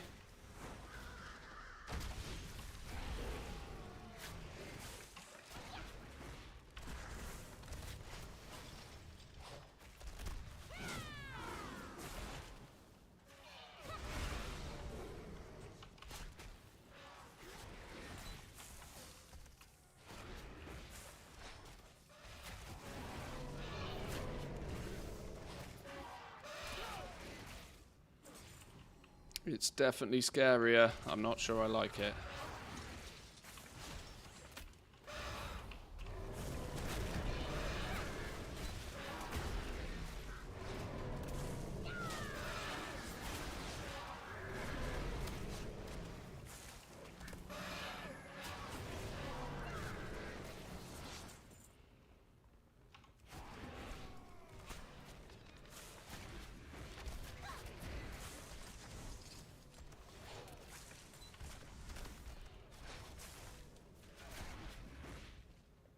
Yeah, Bran's considered a pet, isn't he? And that's probably why it's not showing us a separate bar. Can't you tell details to put pets as separate bars? I guess you can, but then it's going to scuff my numbers, isn't it? I don't know, whatever.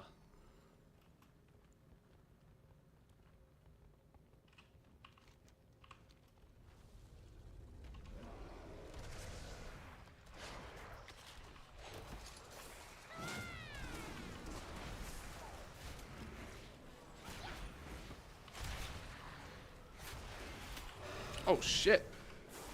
What killed me then?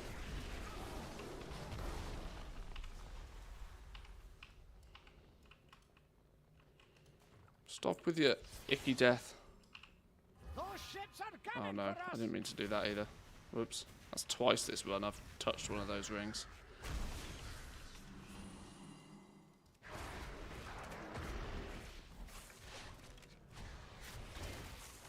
take a rest. Nah, rest is for pussies. Gotta go. Do you not know the DPS way? Always faster.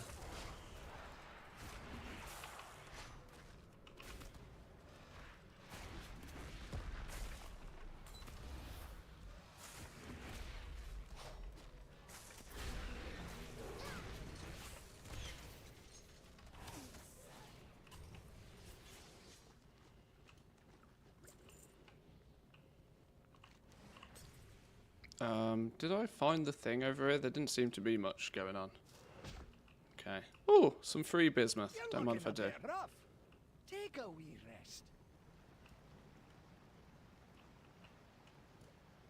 rest. This is going to be a spicy pull.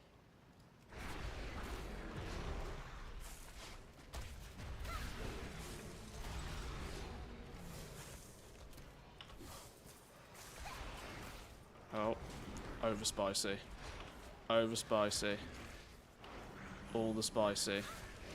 Oh, we might be done for here. With no brand healing, this we could be toast. Were you doing shadow barrier things? Oh, this is not good. This is not going well. Turtle. No, I'm dead. Okay. Okay. Sorry, Bran. Your extra damage is fun and all. But I need your healing. I need your healing. I know my limits. Oh, did I miss one right at the beginning? Oh, that would have come back to haunt me. I'm almost glad I died.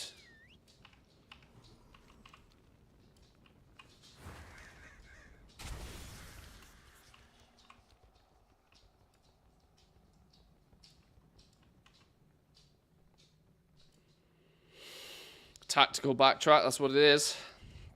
That's what it is. It's like when you die in LFR. That's just a tactical cancel scan. That's all it is. You didn't die. You just planned a tactical cancel scan opportunity. Got to play the bigger game. Don't just play the game in front of you. Got to play the bigger game.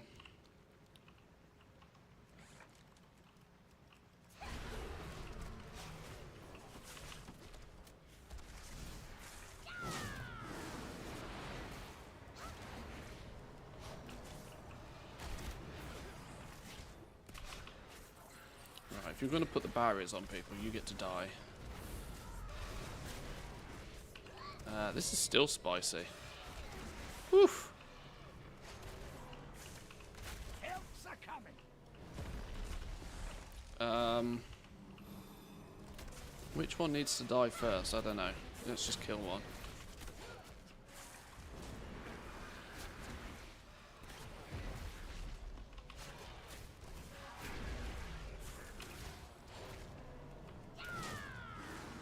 Oh, I've just used my interrupt.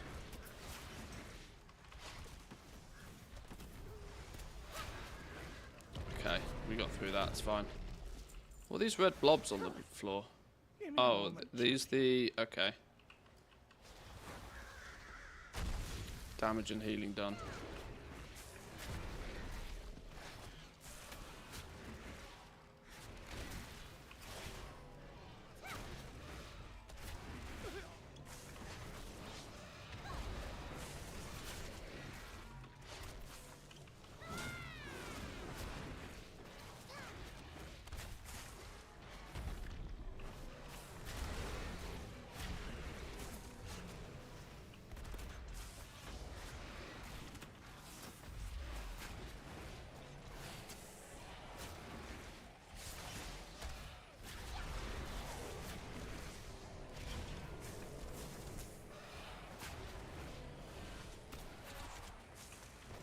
There's an achievement to do them all on tier 11, and you need at least tier 10 to unlock Zekfir, question mark, question mark.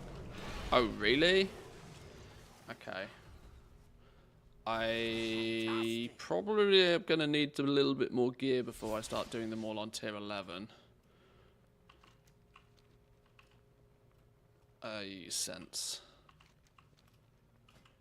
604 is probably not going to get me to tier 11, is it? Not comfortably, at least, anyway.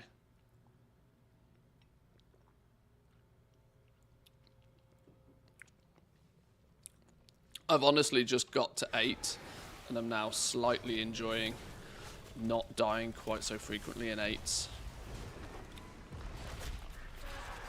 The thought of going bigger and better is, I'll do it probably once for the achievement, but I'm not convinced I'm going to do any more than an 8s on the regular. I don't get any better gear out of it. Like I said, we'll do it once for the challenge.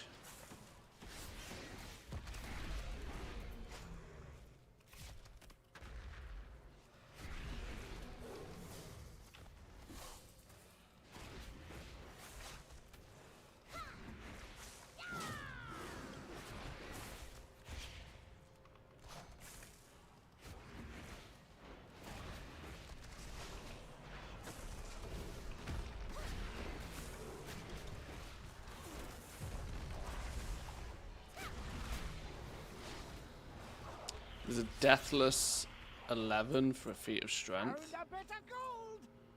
That could be a... Should we do it on the mage just for lols? Deathless 11 on my mage. Aye, that's a week's worth of stream content right there. Because that's not happening anytime soon. Do we just pull the whole lot and YOLO it? Yeah, YOLO it. Go. Oh god, pet got nuked. That wasn't the YOLO I was expecting.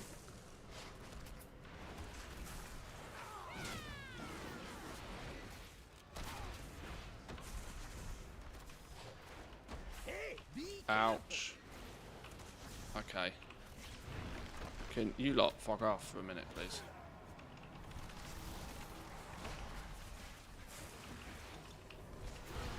Oh, go on, big dude. Okay, that actually saved me a little bit there.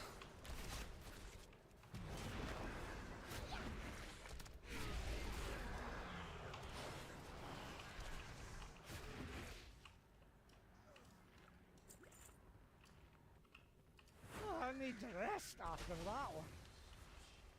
Thread the needle. Just squeeze through. 10, 11. Boss time. Boss time.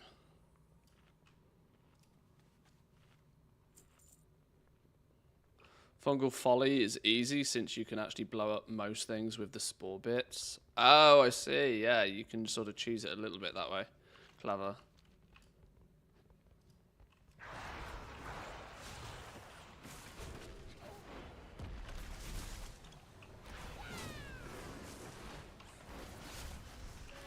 Off my brand friend.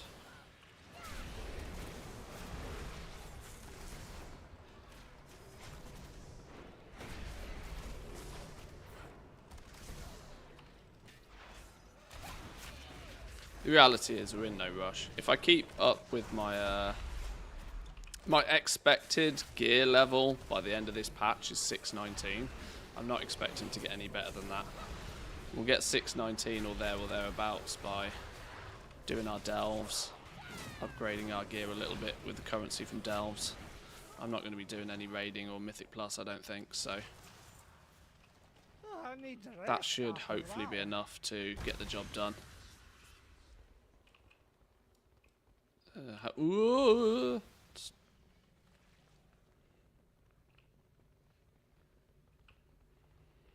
Right, let's kill you then.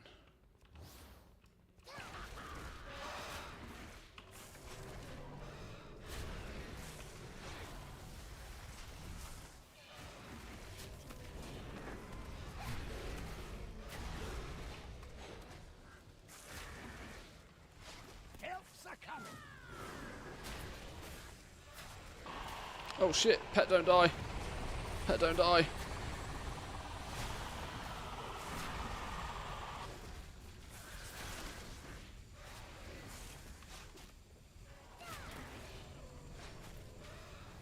Oh, now I've got Bran as his own separate bar.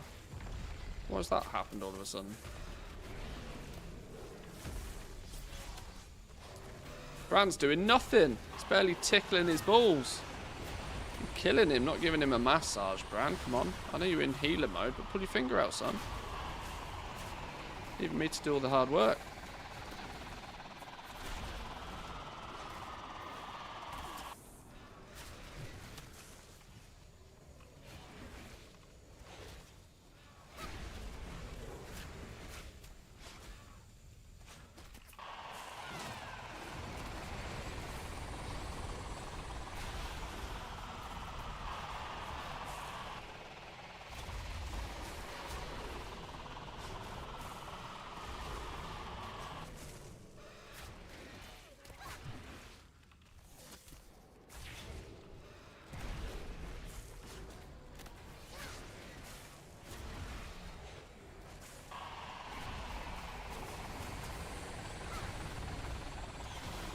Got him. Got him good. Oh, wait, that's not it. Hello? How's that not it? What am I missing?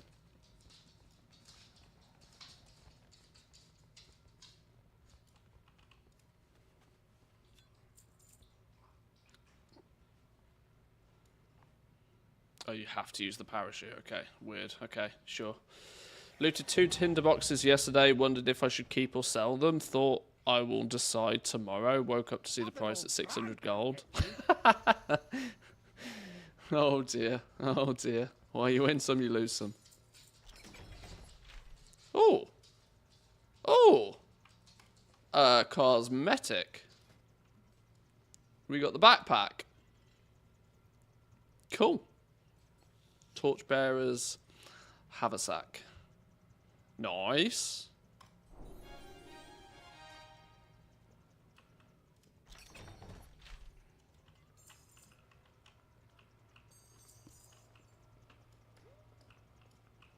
Did we not get the achievement? Oh, we did. Nightfall Sanctum Stories is now done. Nice. Another one off the list. Love that. I literally just got 3 tinderboxes, by the way. Literally just looted 3 tinderboxes. Why couldn't I have looted these 3 tinderboxes yesterday? Oh, there's some interesting stats. Look at my purchases on tinderboxes. 1,613 tinderboxes apparently I bought. For between 1,800 and 10,000 gold apiece. I'd never done Gamba on tinderboxes, you see. Crats on tinderboxes, literally 24 hours late, yeah. What are you going to do? Yep, 3 tinderboxes. That was worth 18,000 gold. In fact, that was worth 24,000 gold yesterday. It's now worth 1,800. I mean, I'll take it. It's free money, but like... Right, where next? Mycomancer Cavern. Missing piggies. Hang on, I think we need the sinkhole as well. Let's check the sinkhole. We're closer. No. Oh no, we've done the sinkhole ones. Alright. Ooh! Mycomancer Cavern is bountiful and all.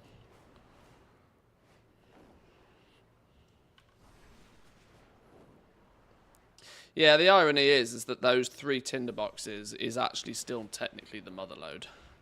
That's literally the best case scenario, isn't it? Or can you get 4? I think you can get 4, can't you? Isn't 4 the upper limit?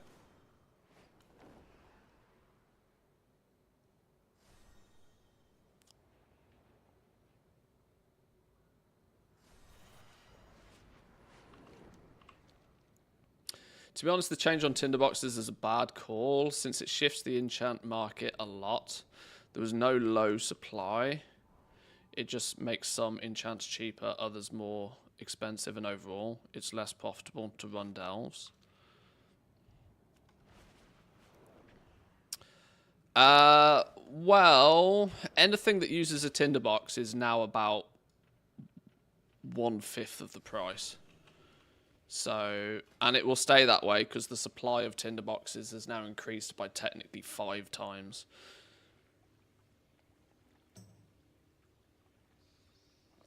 Enchants were way too expensive.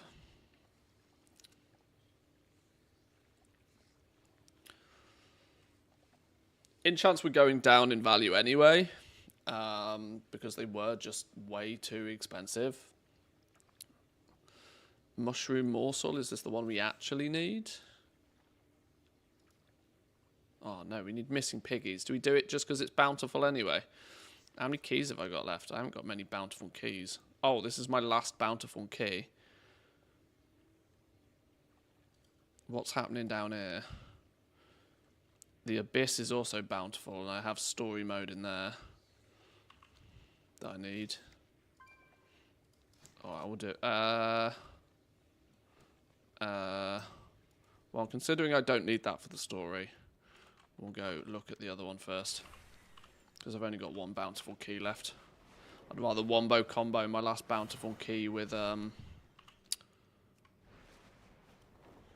delve that might be useful.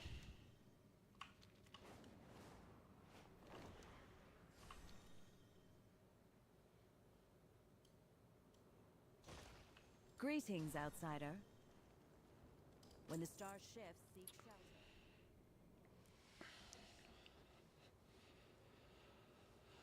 shelter. Sanctified alloys were too expensive as well. Yeah, they were having a bit of a tinderboxes being expensive was having a bit of a knock-on effect to literally all blacksmithing.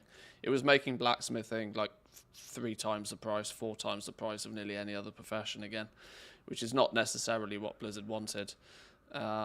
I still believe, you may argue for or against this, but I still believe one of the reasons Blizzard made it so that tailors are the only ones that can collect cloth was to actually bring up the price of cloth gear closer to what like leather, mail and plate was. Still having plate gear being like 3 times the price of everything else though was clearly something they were going to address. And tinderboxes was the key component because of the sanctified alloys.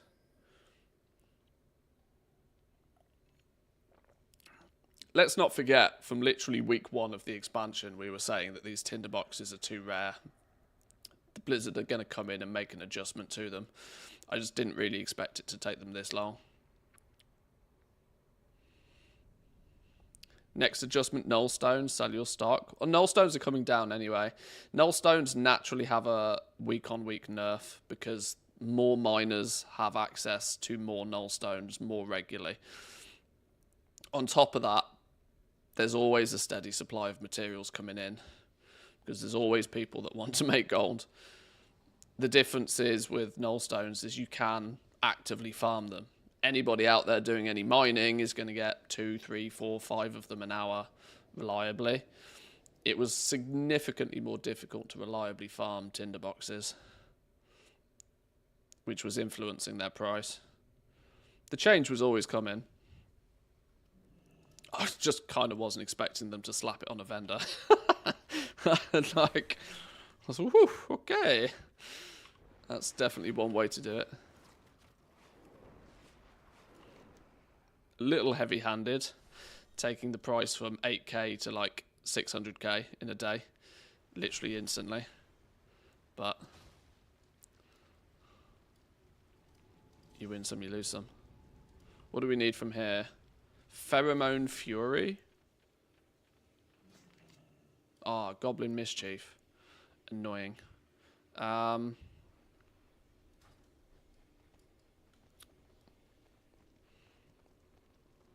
What about what's the last one I need to check? Oh, I didn't check the Skittering Breach. Whoops. Underkeep. We've got 2 to do in the Underkeep. Evolved Research and Runaway Evolution.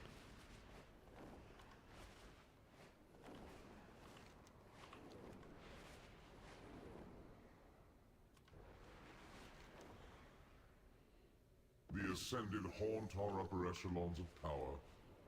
Perhaps someone I can never remember where the entrance is to this one. It's down here, isn't it? There it is. Evolved Research. Isn't that one I just said we needed? Evolved Research. Yeah, we'll do this one then. Nice. This might actually be our last tier 8 that we need for our... Where's it gone? Which button is it? That one. Yes, this will be the last tier 8 I need for the weekly as well. Maybe I'm just tired, but with a tinderbox nerf regarding enchants that use them, the end profit percentages won't change that much, but how will tinderboxes now 5x in volume affect the price of enchants? Supply of enchants goes up, I guess, as they're now easier to make.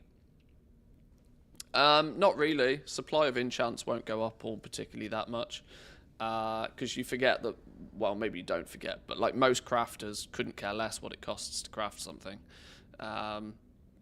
They just care about the profit they make when selling it, because you just pass the cost straight on. People aren't put off by crafting things because they're expensive.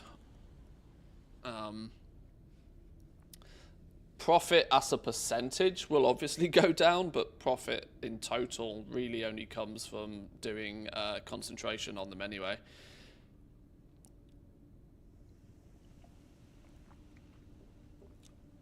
The argument often is that crafters want materials to be cheaper anyway. You want cheaper mats for the most part because it brings the final cost down and it means you can usually sell more. People are more likely to buy a quality 3 enchant over a quality 2 enchant if that quality 3 enchant is 5k as opposed to 10k. This does mean it will change the shift quite heavily on anything that uses tinderboxes. You will start seeing an awful lot more Q3 sales of enchants, just purely by proxy of the fact that, well, an enchant that was 10k yesterday is 5k today, and 5k is a lot more easy to stomach. Somebody would have probably yesterday bought a quality 2 enchant instead, just by proxy of it being cheaper. Cheaper prices for crafters on materials is usually only a good thing under normal circumstances. It usually translates into bigger volumes of sales.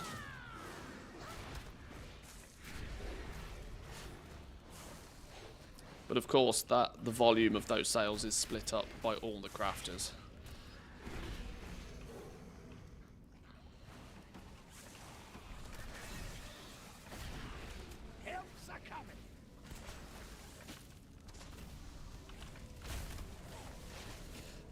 Enchants with tinderboxes, rank 1 mats to rank 2 enchants are now very profitable, like 700 gold each.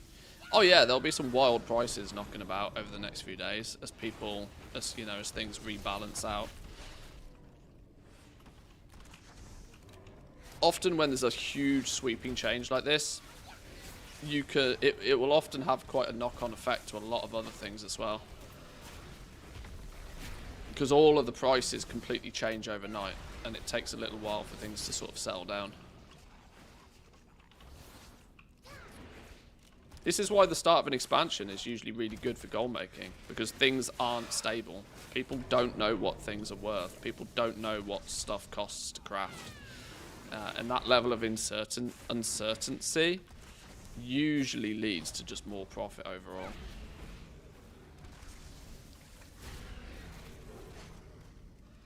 If you're proactive, that is.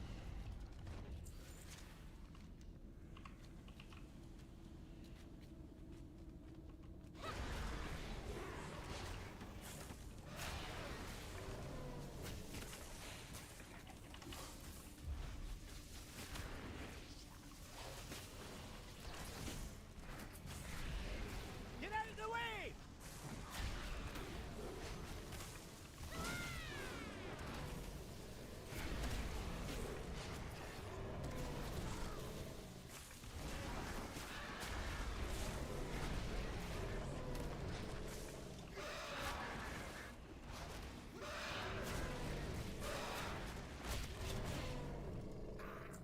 Oh, what? There was another cheeky one over there. Damn, I missed that.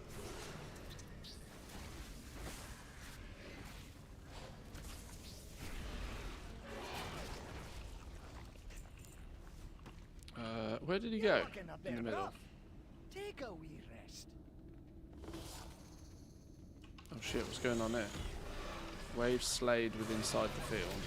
Okay.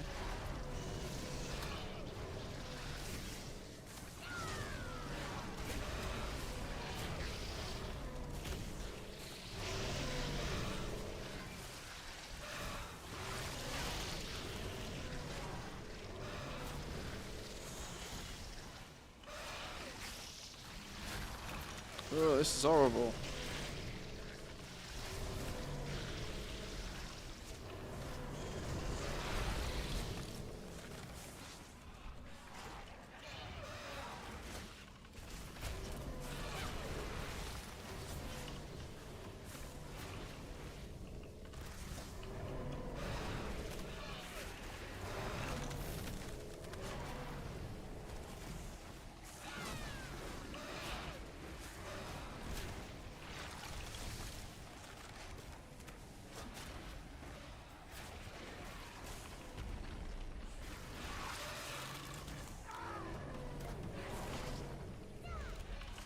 Oh, I don't like this at all.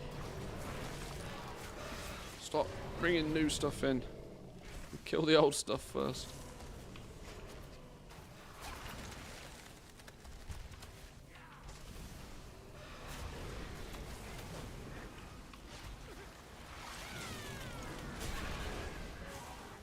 Oh no, shit, I've let my pet die.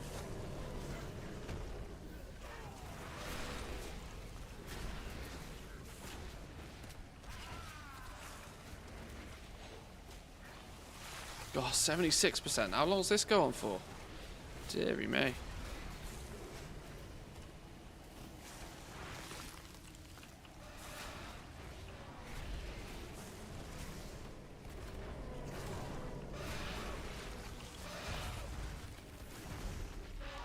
Get up, Bran, you lazy son of a... Oh, you're pew-pewing me. That's what's going on.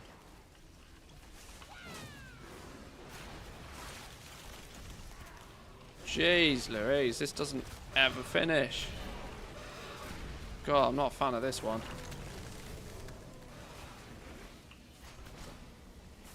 Let's go get this dude. This dude's annoying me. How bizarre. Oh, I've let my pet die. And I'm standing in all sorts of horribleness. Oh my god. Rule 1, don't stand in the fire.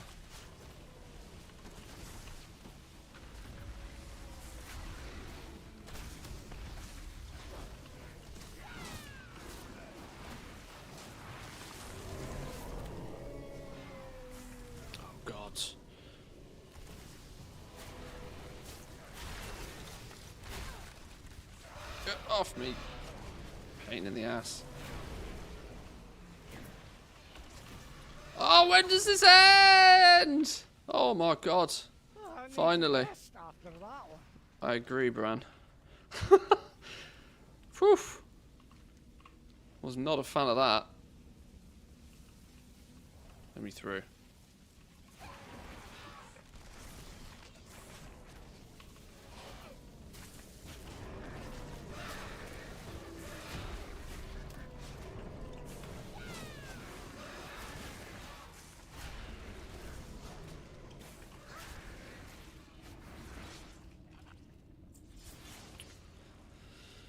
Okay, big dude to kill apparently.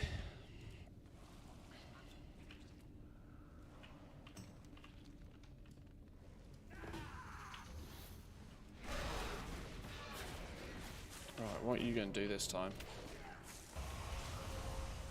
Ren Void, we can live with that. Oh, Bran's got your back. They'll never be using that move.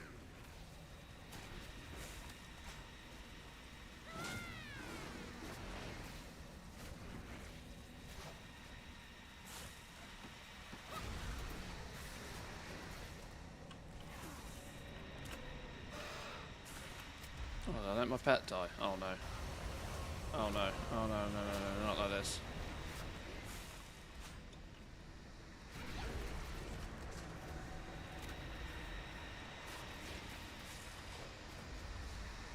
Does it hurt if I touch this?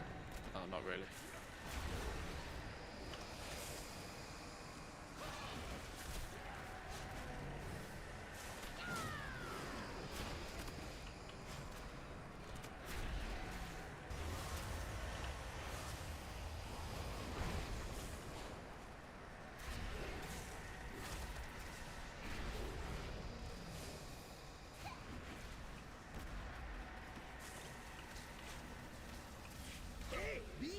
Oh, nearly nearly died. Maybe I should let this drop off.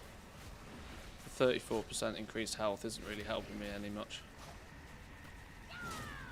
This is probably the most amount I've had to concentrate in a tier 8 for a while.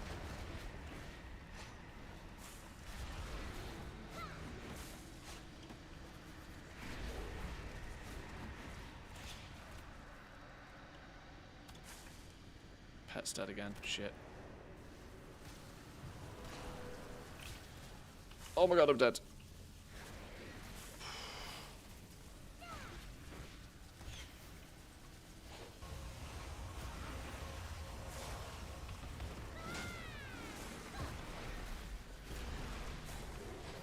Sheesh! That wasn't fun. Delve deeper. Oh, complete 50 delves. Okay.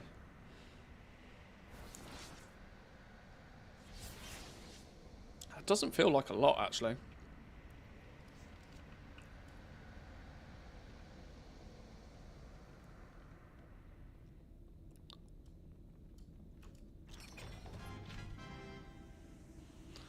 Oh, that's a spicy bind to warband. A 584 wand. How annoying I don't need it for anybody.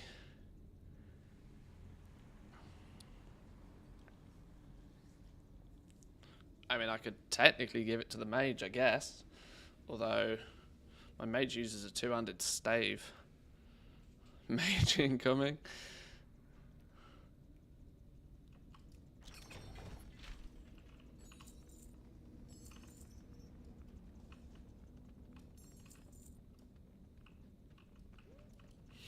Alrighty. The game's telling me to play mage. Screaming at me. Here, look, have some gear for your mage. Right. There was one I didn't check, didn't I? It was the Skittering Breach. I forgot to check this for old rituals. Let's make a slight backtrack and go check that one. And if we need to do it, we'll do it. Otherwise, I think we might go play some Diablo.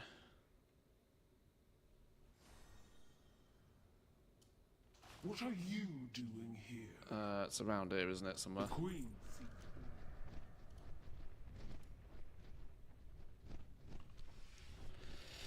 Ugh!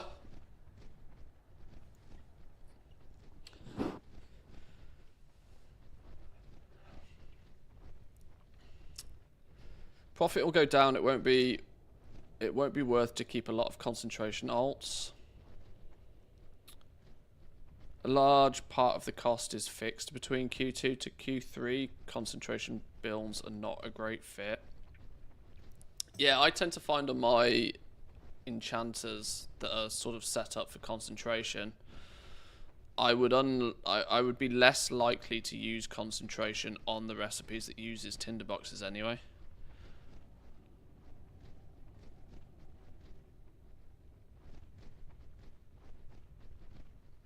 Tinderboxes up to 800 gold. We're back, baby.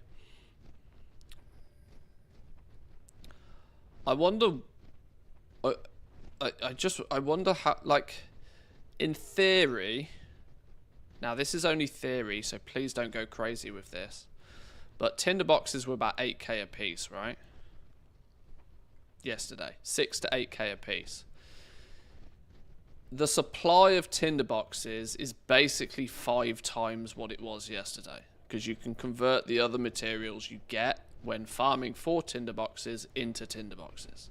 So the supply of tinderboxes yesterday, and for the entire expansion up until yesterday, you either got the tinderboxes or you didn't. There was no ins or outs, which means the value of the tinderboxes was based upon how frequently you could get them.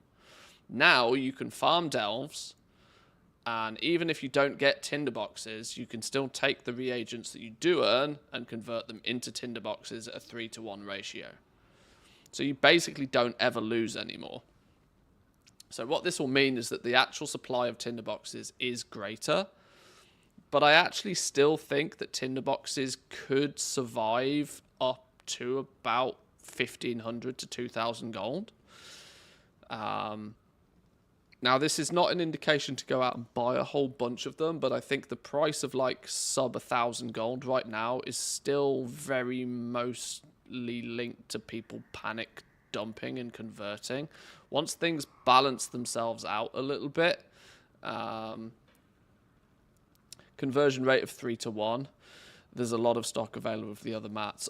You have got to consider that there's a huge influx that's going to turn up almost instantly, to which has to be churned through. But once things stabilize again in a few days, once things stabilize a little bit, I still think that they could probably sit at around 1,500 gold.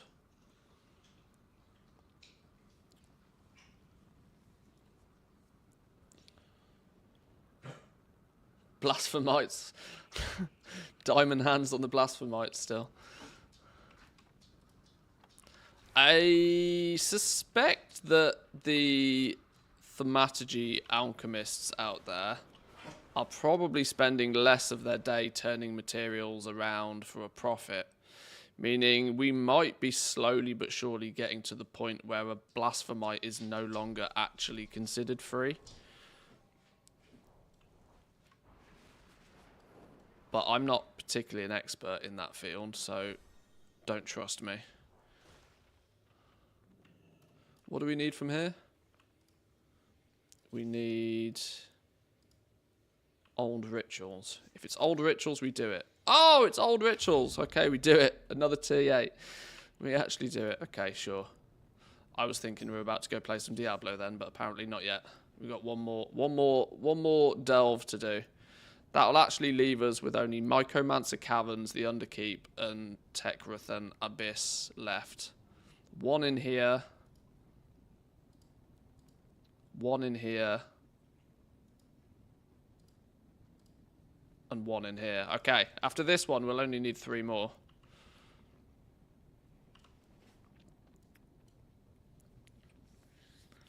Oils were about 30 gold a piece. They drop pretty plenty. Not much use for them. Similar to the other mats you can convert. I don't see tinderboxes above 500 gold in the near future. Like I said, once the initial supply of those cheap materials, yes, they were like 30 gold a piece. Yes, they're not used in much. But their value now is basically 1/3 of a tinderbox. That's the market price for them at this moment. They didn't really have much of a strict market price because those other materials were used so infrequently, and so they were just slowly getting cheaper and cheaper and cheaper and cheaper and cheaper. But now those materials have a relatively strong market value of exactly 1/3 of a tinderbox. So, we know the tinderbox is the one that's in the highest demand and the one that gets consumed on the highest rate. So once all of those materials lying about, because they don't even, all those materials don't really need to be consumed either, because the price has just been flipped on them. You know, there's people out there making millions on flipping them. You know, the early bird that caught them all is now just making bank on them, because their inherent value is like dramatically increased overnight. They're now just you can literally sell them at 1/3 of a tinderbox price. And so the prices on those other materials will be a lot more fixed. And the people who bought them up super duper mega cheap also are not in that much of a hurry to sell them, because they basically got them for free. So the price will get fixed pretty fast on it. I reckon tinderboxes are still safe. I mean, like I said, this is not sound financial advice. This is just me sort of thinking out loud. But the other 4 materials didn't really have much value before today. Now they are valued at 1/3 of a tinderbox. Simple. That means they now do have value. But the supply of tinderboxes is now maybe 4 times what it was yesterday. So you could argue with a supply of 4x, the price can be reduced by to about 25% of what it was. If they were 6 to 8k yesterday, you're looking at, 1,500 gold today. They're just at 600, 800 gold today. That's just people panicking right now. And people making a profit by converting their low-level materials up for now. You got to look at it from what it will... You got to look at the scenario of once things balance out a little bit. The market has been, like, shocked today, and so prices are a bit wild. But give it a couple of days. Whoa, hello, what's going on here?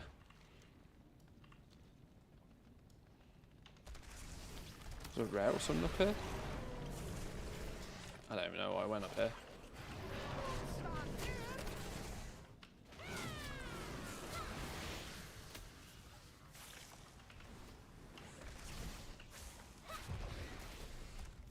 What's the economy in Diablo 4 like? No clue. There probably isn't any.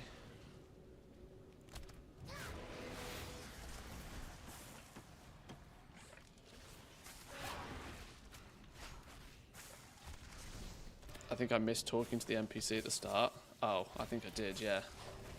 Whoops.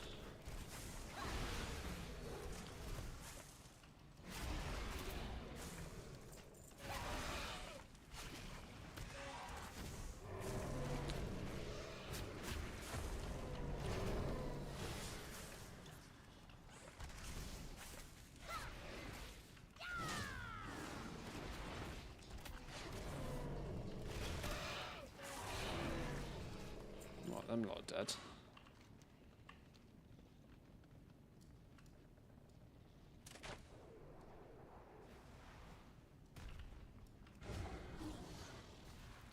Oh yeah, let's go talk to the dude and start the dungeon properly. Whoops! In hardship, kindness. Yeah, let's go. What's Bran doing? Is Bran doing the right thing?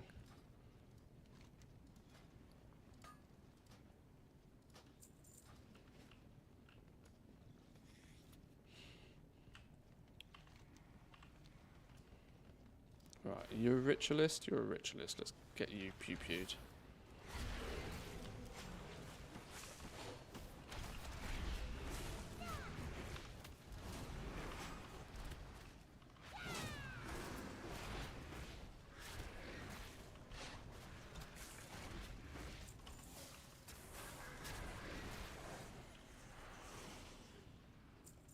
It's one.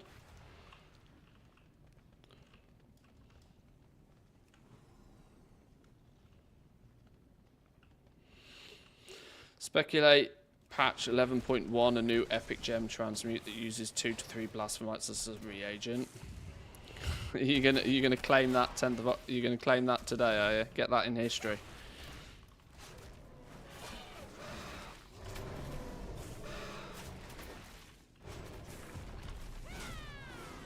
It's a good prediction.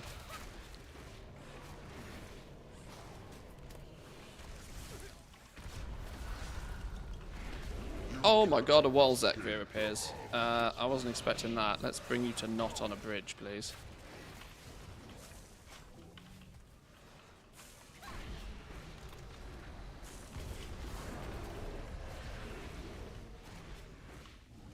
Alright, fuck him up. Oh god, he's nuked my pet.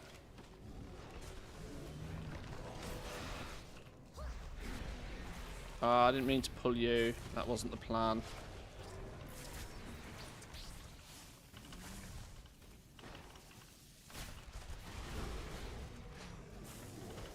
Bran, don't be dying on me, Bran. Bran, don't be dying on me, Bran. Oh, flipping Bran's useless and all.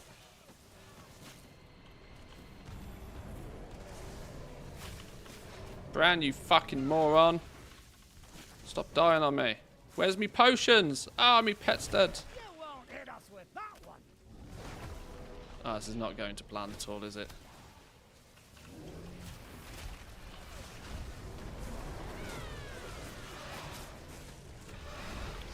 All I wanted was a casual, chill, easy last tier 8 so we could go play Diablo. And flipping big dude turns up. Making my day all difficult. Hang in there. I'm trying to hang in there. No, I'm dead. Fucking hell.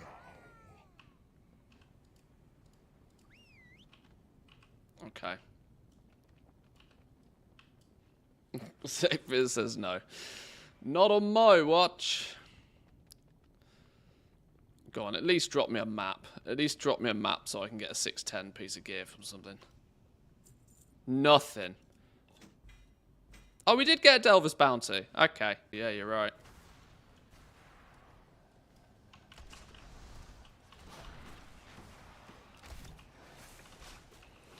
I was looking at some of the previews of D4, by the way. And is it just me or is Diablo 4 looking a lot like World of Warcraft in disguise? They've introduced raids. There's now mandatory group content. They seem to have a Mythic Plus style timed dungeon system. I'm like, are they trying to make the same game again? I'm finding it very hard to not see the parallels.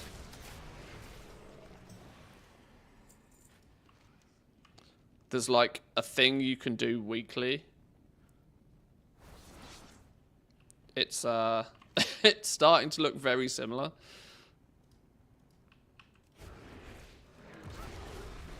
Well, there's crafting. They added crafting not so long ago. Obviously, crafting is always some part of an ARPG, but not strictly professions. Being inspired by the Korean ARPGs, maybe.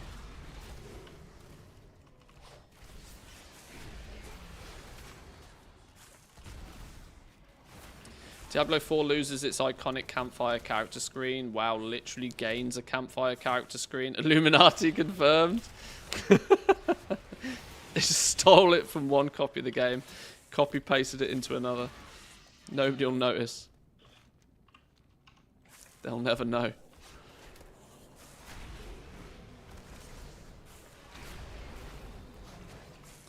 Diablo 4 is just the World of Warcraft we have at home. Mummy, can we play Diablo 4? No, we got Diablo 4 at home. Dragonflight. Surprised you've not given Throne and Liberty a go. Oh, I saw Shroud. I saw a clip of Shroud playing it, trying his best to justify the pay-to-win elements in the game, and it made me feel sick. Shroud is an incredibly good gamer, an incredibly successful businessman, but his opinions on pay-to-win make me feel ill, because he doesn't care about pay-to-win because he has more money than he knows what to do with, and so somehow feels the need to justify his massive spending on pay-to-win games.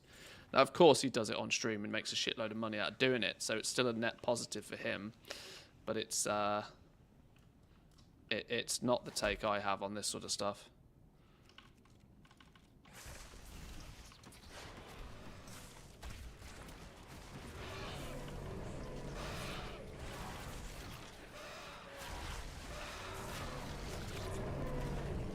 Yeah, he just went to the cash shop and bought an item that gave him like twice as much stamina on a piece of gear.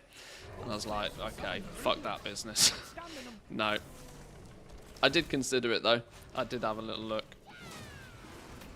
I probably shouldn't entirely judge my opinion of an entire game on one clip of another streamer, but pay to win is pay to win.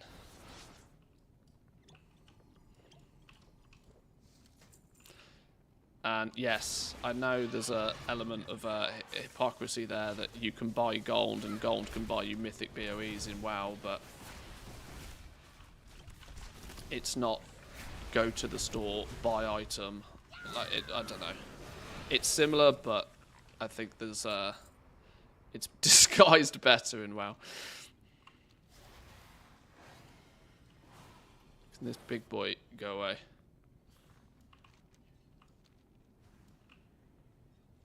Interesting.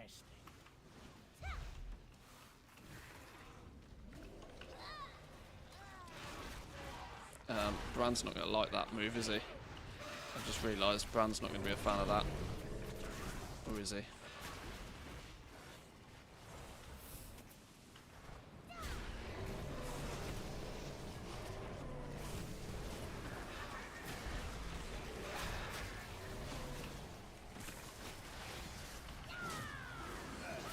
Which one is the asshole that's doing the fear here?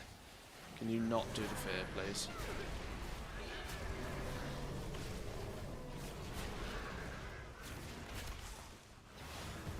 No, he's done the fear. Get him down. Get him gone.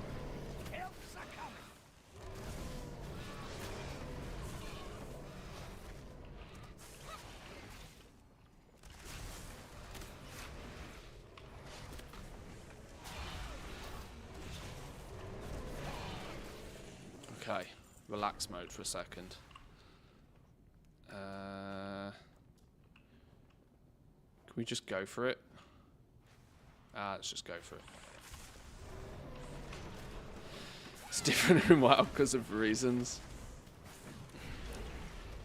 Yeah. Oh, you know, sunk cost fallacy. I've got a lot invested in World of Warcraft anyway, so it's and I don't chase gear in this game particularly anyway, and it doesn't really affect me if others do chase gear, so I don't mind it in that regard. But in an ARPG, to straight up just sell, or to a game in any genre to just straight up sell you gear from the shop, it's quite a turn off for me, honestly.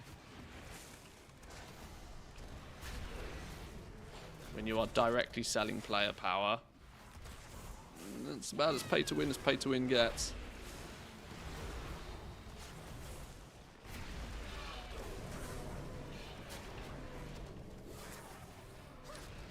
A lot of newly minted gold cap people today, and a lot of people holding bags of rotting tinderboxes, such as life.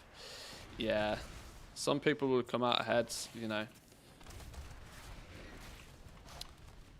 To have winners, you have to have losers. This is also a difficult concept about the economy in WoW. This is why some people get real butthurt about crafting, and you see all of these posts popping up like, oh, I don't want to dedicate so much time and put all the effort into crafting. I just want a simple way to make a little bit of gold. Of course you do. Of course you do. Of course you want something for free. I'm not arguing the fact that given the choice you'd have something for free. But that's not how a player-driven economy works. World of Warcraft has taken the decision to have a player-driven economy where the price of things is set by the players and not by the developers. And so unfortunately, you know you can't just go to a vendor and get gold for free.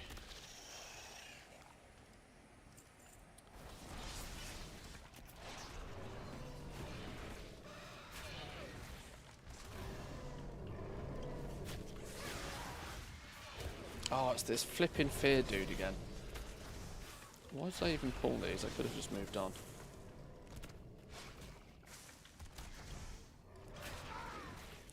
Drizzling Rose made a good point about delves yesterday, and it resonated with me, and I don't know exactly how I feel about it, but I can't argue it.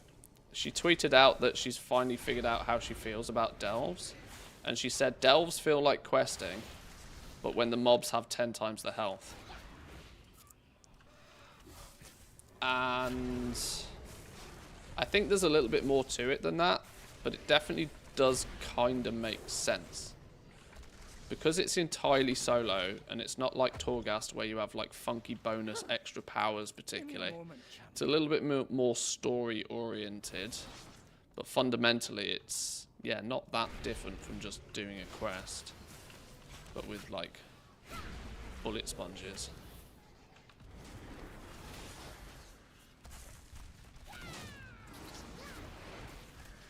Because I was quite negative on delves in the beta. I didn't really see the point of them. And only now that I've played them a lot more, once the game has gone live, have I seen more value in them.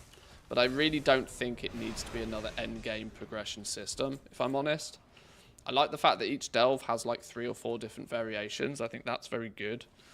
It's good for that short-term replayability. You don't have to make 20 different delves. You can make 5 different delves and put 4 stories in each one.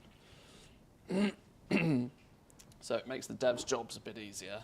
But it doesn't really build replayability into it for me. I think I'm very quickly, once I complete this Glory of the Delver, going to say goodnight to delves as well. I'm doing this to complete the achievement. I'm doing this. This sort of guides me to see all of the different stories. Once I've seen all of the different stories, maybe I'll do them a couple of times, but much like Mythic Plus, I'm not really overly excited about doing the same thing multiple times just on a harder difficulty.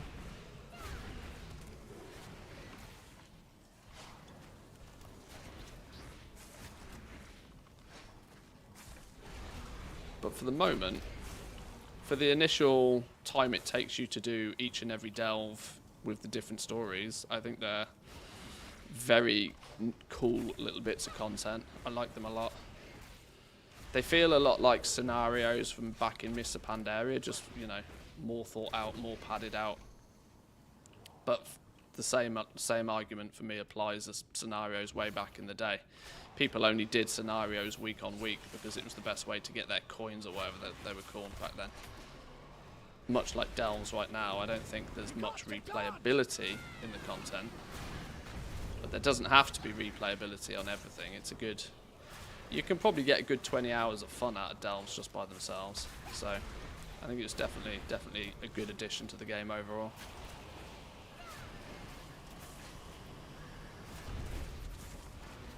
Am I meant to be fucking these dudes up? I reckon I am, aren't I? If in doubt, kill an ad. Old Bran's got your back.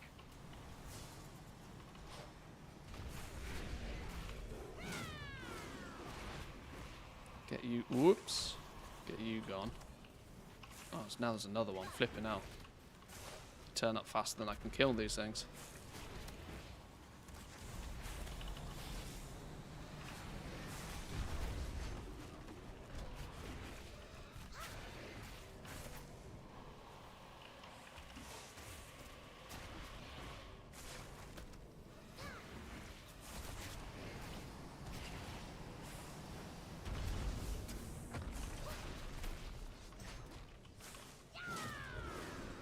Don't really have the motivation for delves. I do my 8 runs of Zekvir for the 3/16s. Well, not anymore, you don't. They've nerfed that.